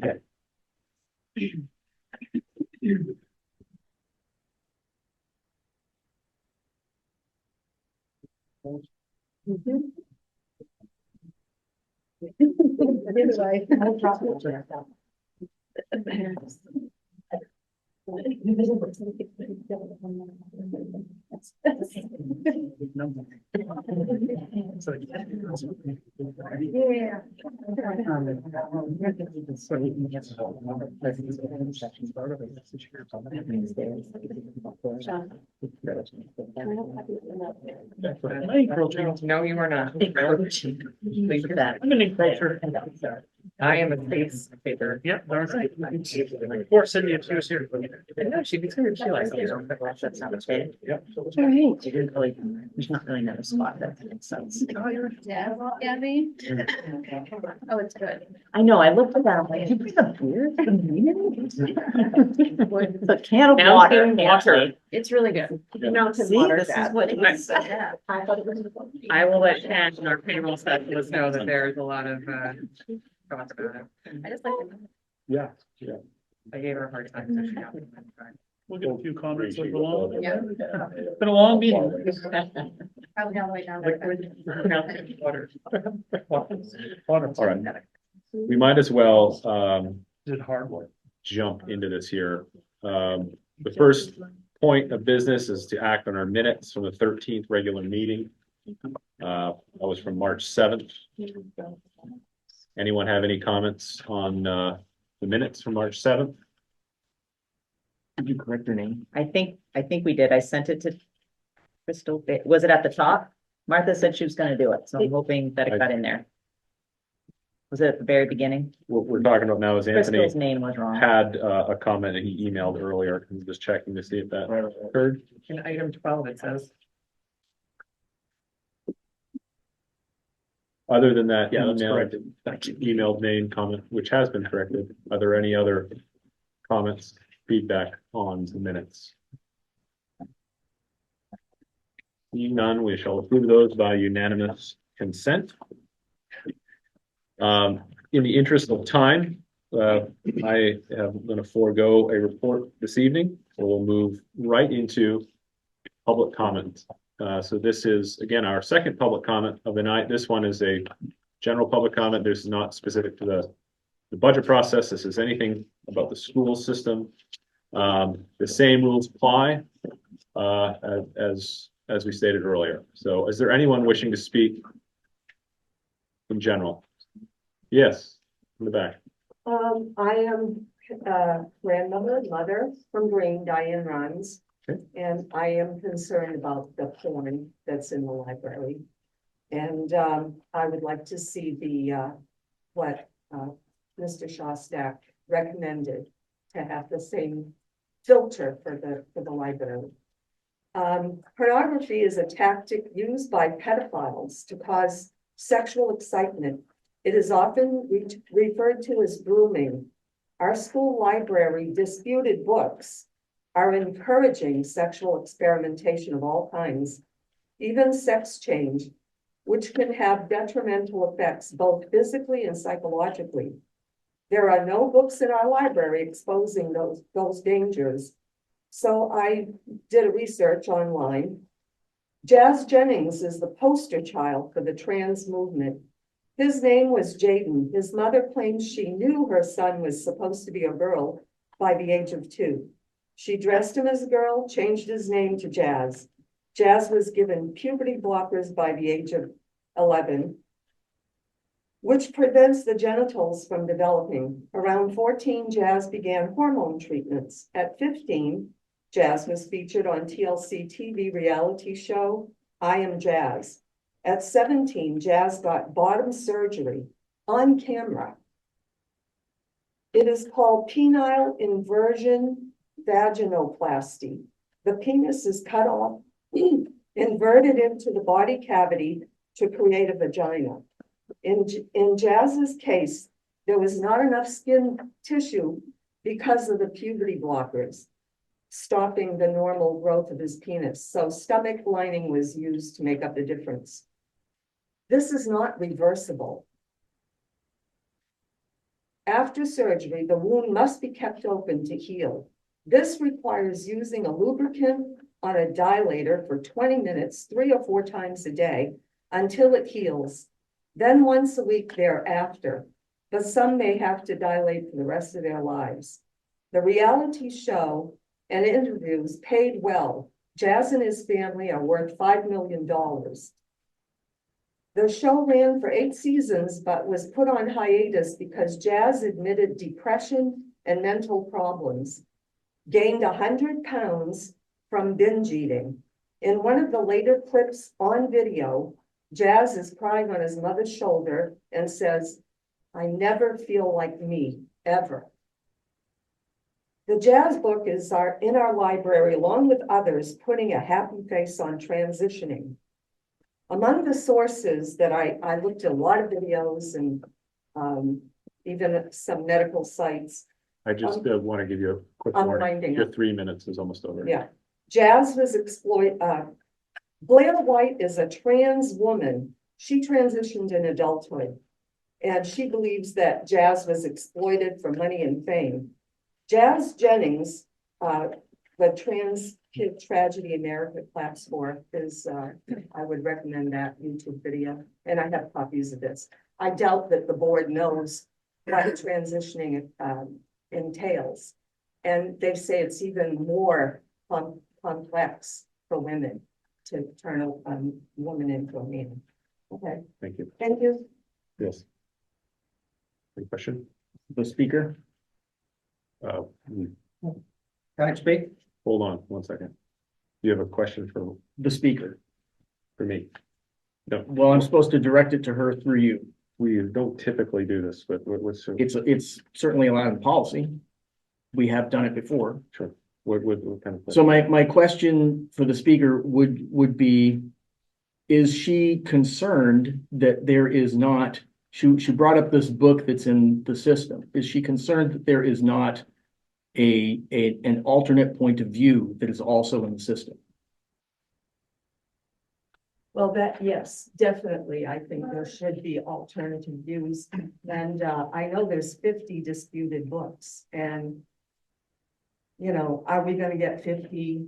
Are we gonna have equal time for the other side? Because there is a lot online to, you know, just counter all this stuff. Thank you. All right. Is there anyone else wishing to speak?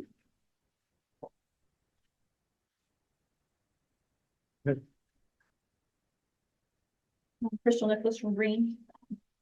And thank you, directors, for the job you do and for recognizing my right to speak tonight.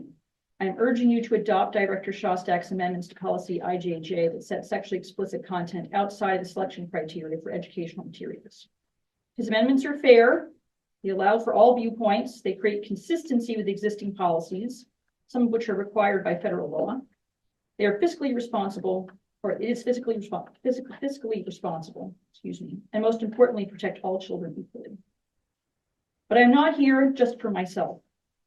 Tonight, when I speak to you, hear not my voice, but the voices of more than 500 community members who signed this petition, urging you to take this action. More than 500 people from all walks of life, Democrats, Republicans, and independents, liberals, conservatives, and moderates, business owners, tradesmen, office workers, and farmers, white collar and blue collar workers, wealthy, middle class, and poor, college graduates and high school dropouts, retirees, veterans, and those serving in our armed forces, students, teachers, librarians, and predecessors of yours on the school board, town elders and leaders, people who have been here for generations, and newcomers who have chosen to raise their families here, aunts and uncles and cousins, grandparents, and moms and dads.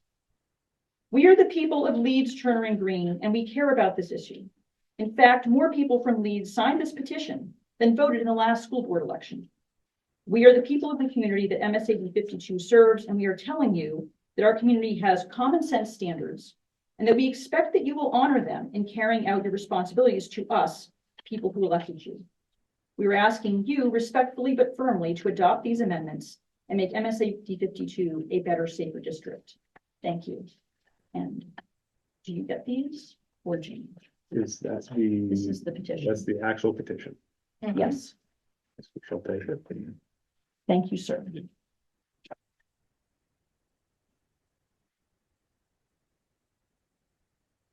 All right. Anyone else wishing to speak? Go ahead. Yeah, my name is Bob Manchester, a resident of Turner, regarding the IJJ policy discussion. Why the obsession with sex in SAD schools?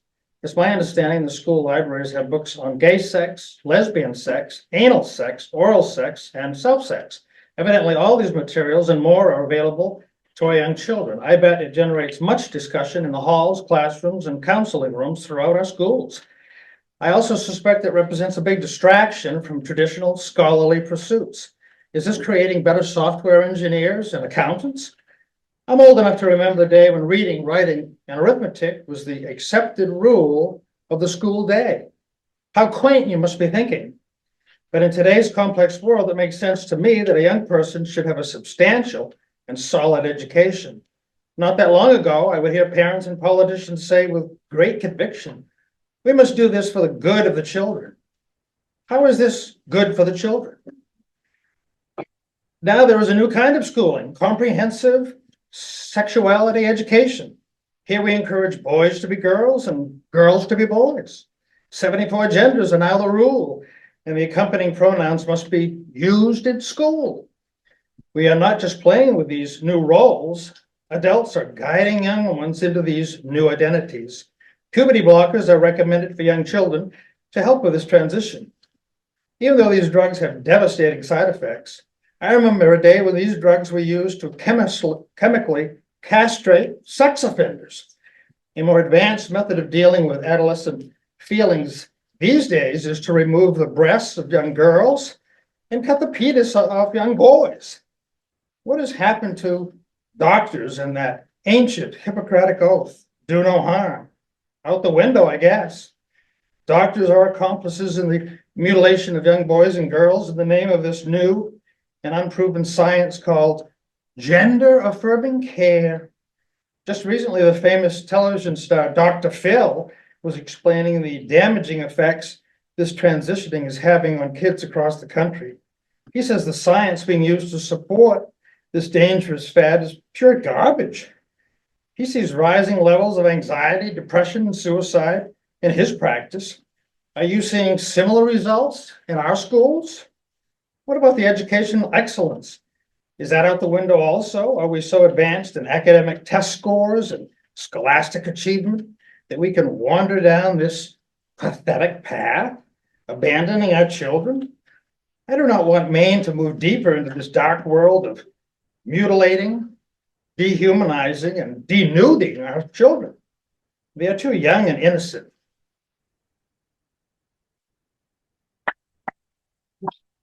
All right, anyone else wishing to speak? Yes. Christine Duplessis, 2 kids in the district.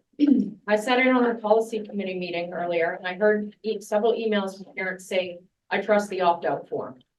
But once again, I need to ask, how are the parents able to know what to opt out of? Last year, I personally asked for a new way to keep parents in the loop regarding library books, and this would give them a way to know what they are opting out of. The idea was even a mailer, twice per school year, listing the books that are in the library. Then the parent would be able to do the research and decide which books are best for their own children. The opt-out puts the burden on the parent to find out what they are opting out from. Do the experts override civil liberties? It's the fundamental right or civil liberty of a parent to guide and control the upbringing of their child, which is terminated because of a librarian's expertise. Thank you. Thank you. Is someone else wishing to speak? Yes. My name's Alan Sarvenus. I don't live in the district. Is that okay? No, it's actually not. Do you work in the district? I work with residents in the district. Yeah. This is limited to citizens of the district and employees of the district. Yes. There is a precedent for this. We've had people from out of the district speak at other meetings. One of them was an alumnus of the school who lives in Auburn. You will remember that. I think, given that precedent, I think that we should allow this. Yeah, that was before my time. That doesn't matter. Last meeting. No policy Last change. meeting. This last spring. I got the emails asking if they could do it, and they said that it was okay. I have them for FOIA You request. had I have emails Get the proving emails asking. that employees of the district emailed Med and some other people, Betsy, and asked if they could have people that were outside of the community come and speak. And the answer was yes. And they had them speak. If I need to submit, I can. The specific policy language is that citizens and staff of the district are allowed to speak. Anyone else is allowed to speak at the discretion of the chair. And I have never provided that approval in the past, and I don't want to begin going down that road right now. So I'm going to say no to this one. So. Yes, Mr. Shostak. I make a motion to take a short recess to discuss this issue after we've cooled off a little bit. Is there a second to that? Okay, all those in favor of recess? Number 2, the motion fails. Anyone else wishing to speak?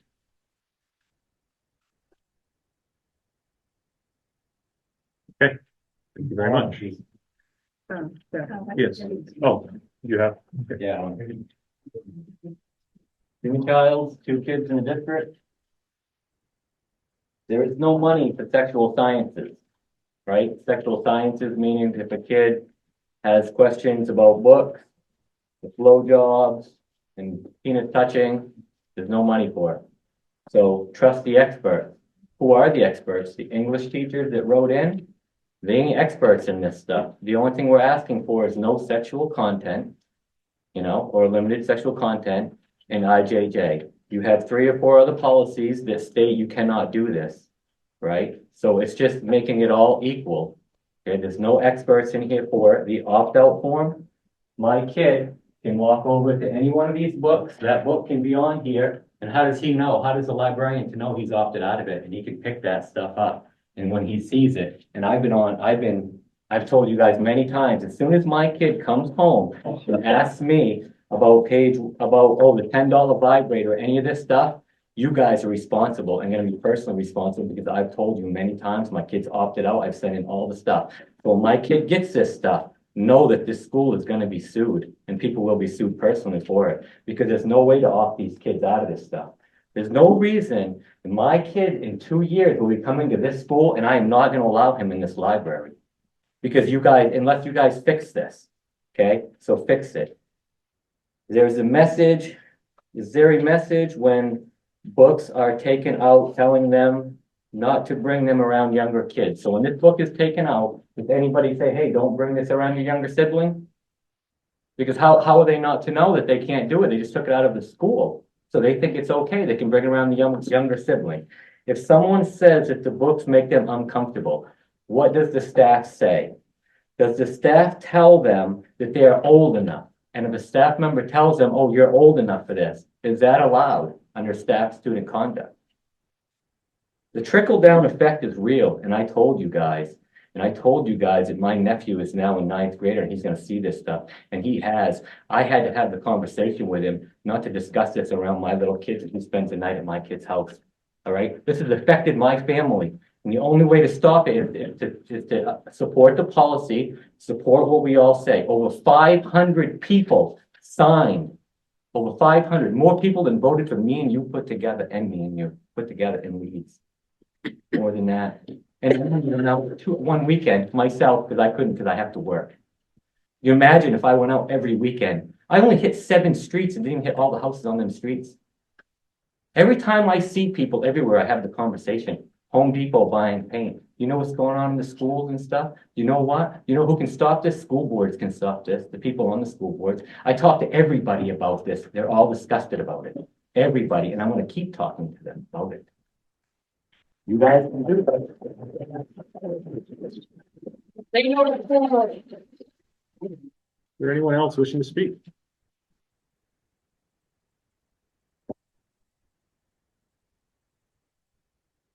Seeing none this time.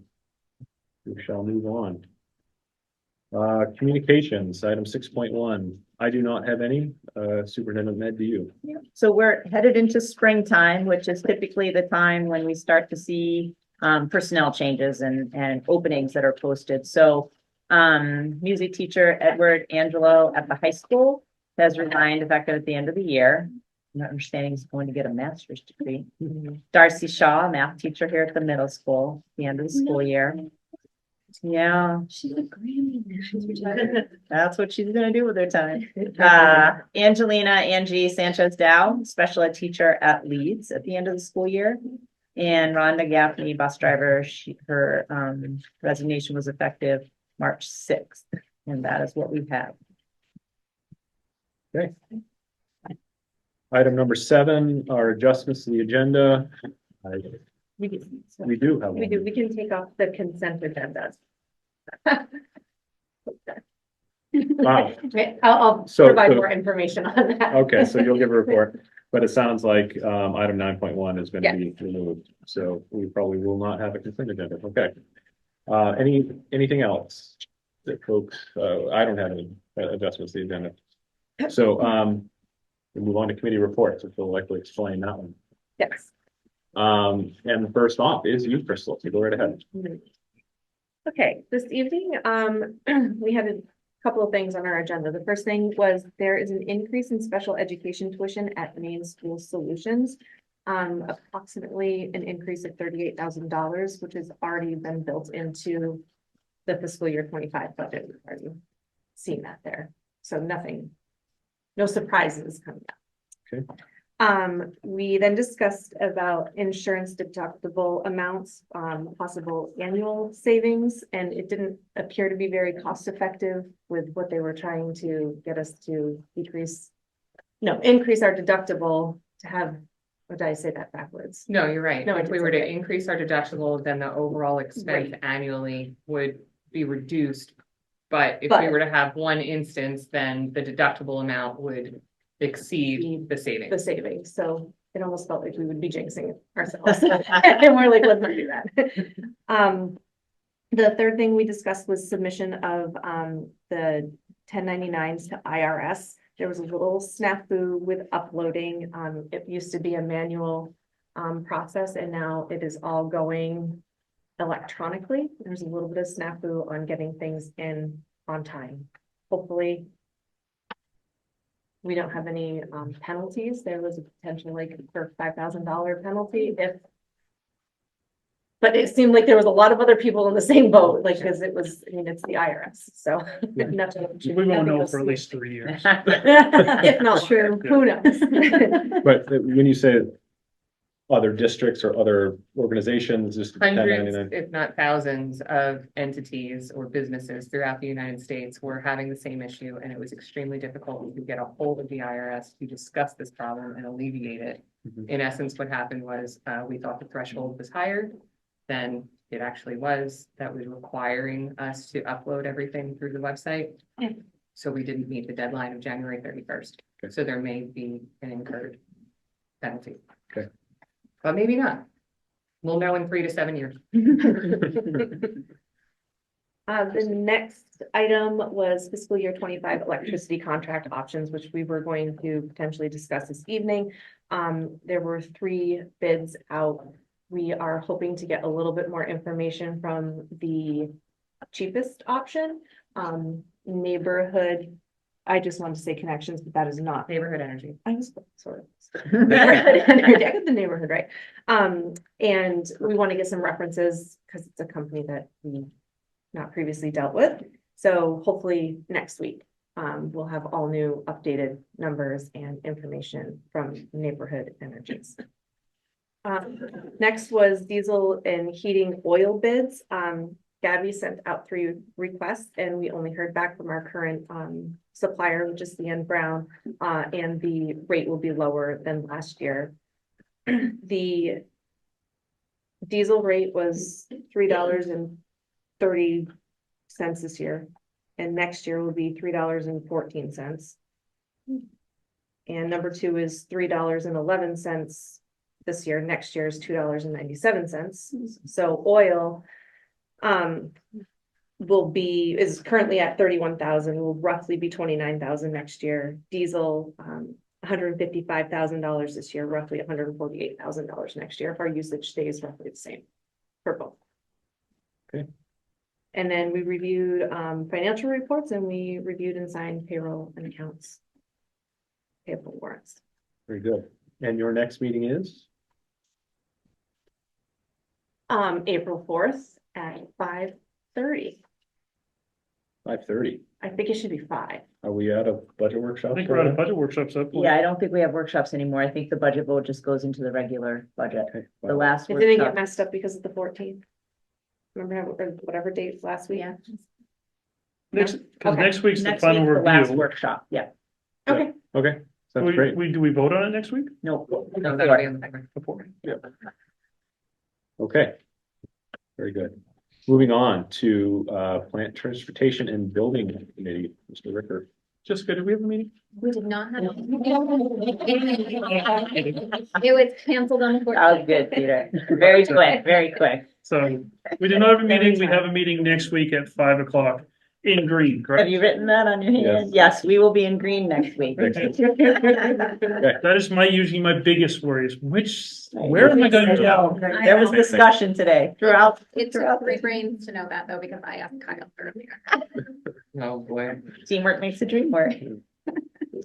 I do know the curriculum policy met today, though. Heard Jamie? rumor of that. They did. Joe was there. Real quick, Oh, finance wants to say we ushered a lot of people towards you.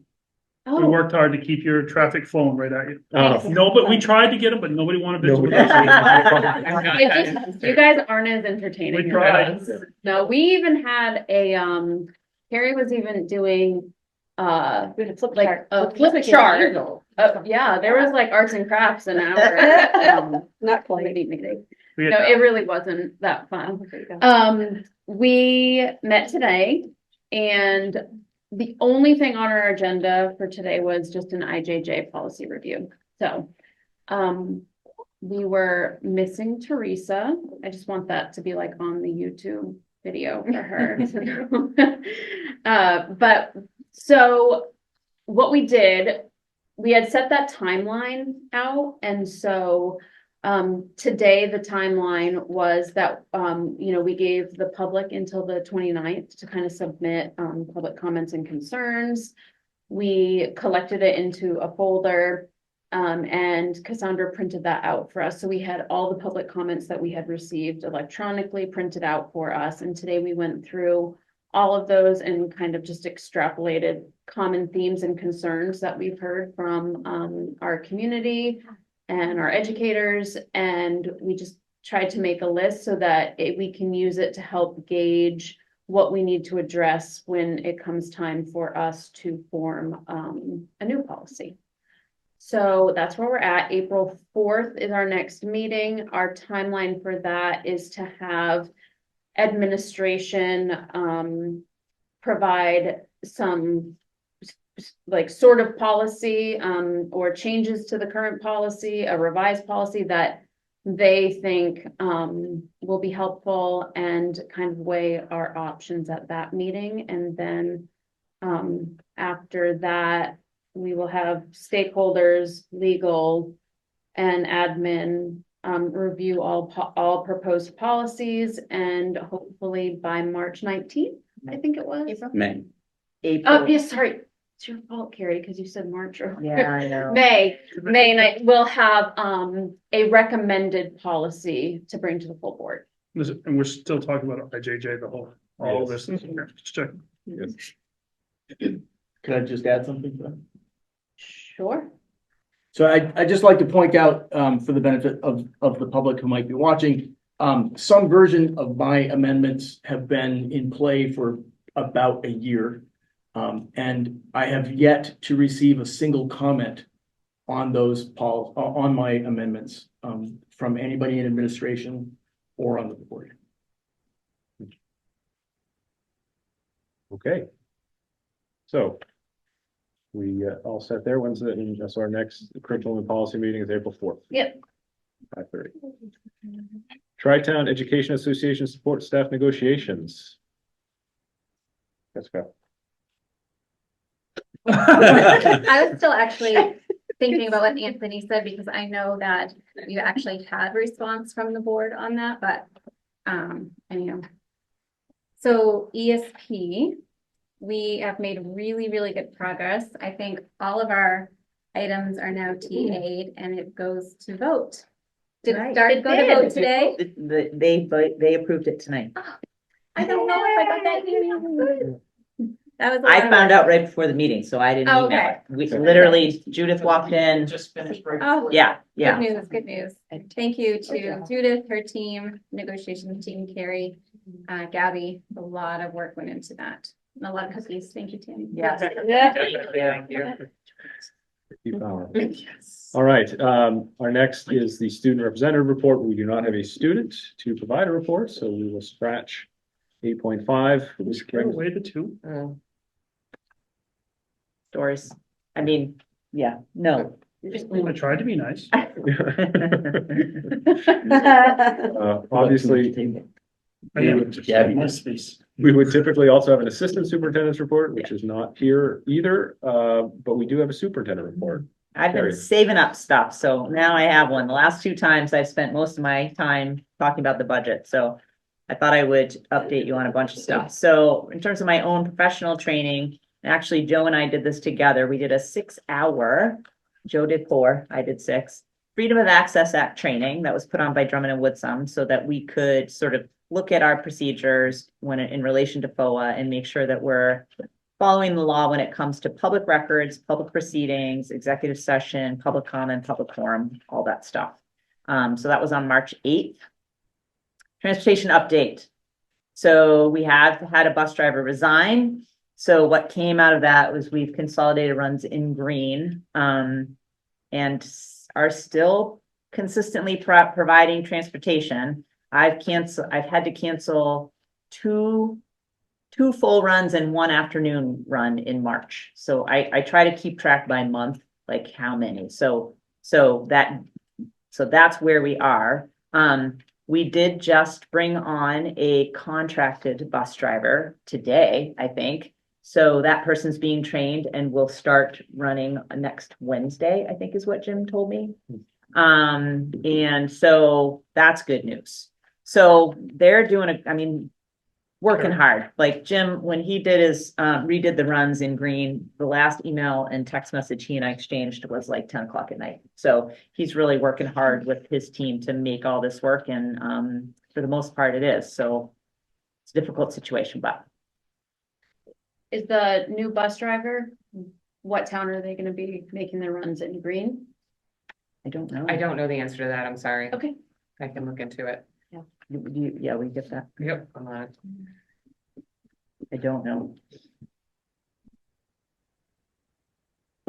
District Safety Committee, we continue to meet. So a couple items that we've been able to accomplish. So, you will be shocked to hear, and that's sarcastic, that each school kind of has its own thing there's like multiple forms of things and multiple procedures. So we're working hard at consolidating them. So we are very close to a district-wide visitor protocol so that all the schools are doing the same one and have the same expectations for when contractors come in, when other people come in the building and how we handle that. There's probably 10 versions of a student injury report. So Michelle Lenfest is our district nurse. She's consolidating that. We're going to have a single so that all the nurses in all the buildings are using that same one so that we're not missing anything. I think that's the worry, is that at some point we'd miss something in that. Myself and a couple other folks in the district, the main school safety center is a relatively new part of the Department of Education. They work closely with a federal school safety thing. It's called REMS-TA. I don't know what it stands for, but they do really good work. So they coordinate a lot of training. Recently did a couple hour webinar focusing on reunification. So if we should ever have to transport a school to another building for whatever reason, a fire, anything like that, sort of what are the considerations that we need to put in place? And that training's super helpful in terms of our plan this summer is to do a full revision of our emergency plans, and that's a huge piece of it because those plans were written, I don't know, 2018. They get minor updates, but they need an overhaul. Tyler Ham will be sort of the lead on that. Team of us also did an introductory ALICE training, which is a training that provides participants with a range of responses to crisis situations and acts of violence that might happen in a school. We're considering the possibility of training across our employees. So that's something that we're looking at. And like I said, this summer is a big emergency plan revision. So that team is working very well together. Next meeting, we're going to look at sort of accident reports across the district to make sure that we're getting ahead of things and making sure that we're addressing any concerns that maybe that data will show us. Workshop day was last Friday. Most of it was, I gave this update at curriculum policy, but it was focused on curriculum, writing common assessments, which is a way for teachers across classrooms and across buildings to be on the same page in terms of what their expectations are for kids and what the kids should be learning. If those assessments are common, it helps to make sure that the curriculum is being implemented the same across the district, which is easy to do in the middle school and the high school when everybody's in the same building, a lot harder to do at the elementary school level because of the multiple buildings. So that was a big piece of the work we did on that day. Special educators and a large number of ed techs who it was not a required work day for them. They got paid, but we had a large number decide to attend training around inclusive practices for special education. Rebecca talked about this the last time she provided a report. We're looking at our programs to see how to increase opportunities for kids in general education. District counselors and district nurses also met that day. We have 2 workshops in June at the end of the school year. That is the result of adding those workshops in the teacher contract last year. So the contract got settled too late. We had to put them in June. Honestly, do I think there's super amount of excitement about 2 more days of school for teachers in June?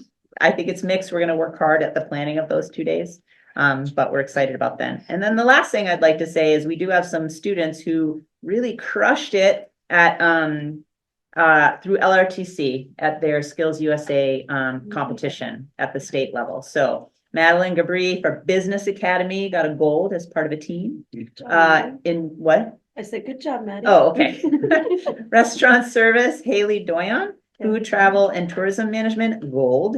In the plumbing, Amaya Boubier, gold. Yeah. For the criminal justice quiz bowl for the criminal justice students, Sydney Robitaille and Tessa Blaze, silver on a team of 5. And then finally in medical math, a student in the medical sciences, Noah Brisson, bronze. Nice job, guys. That is my report. Okay, any questions for Superintendent?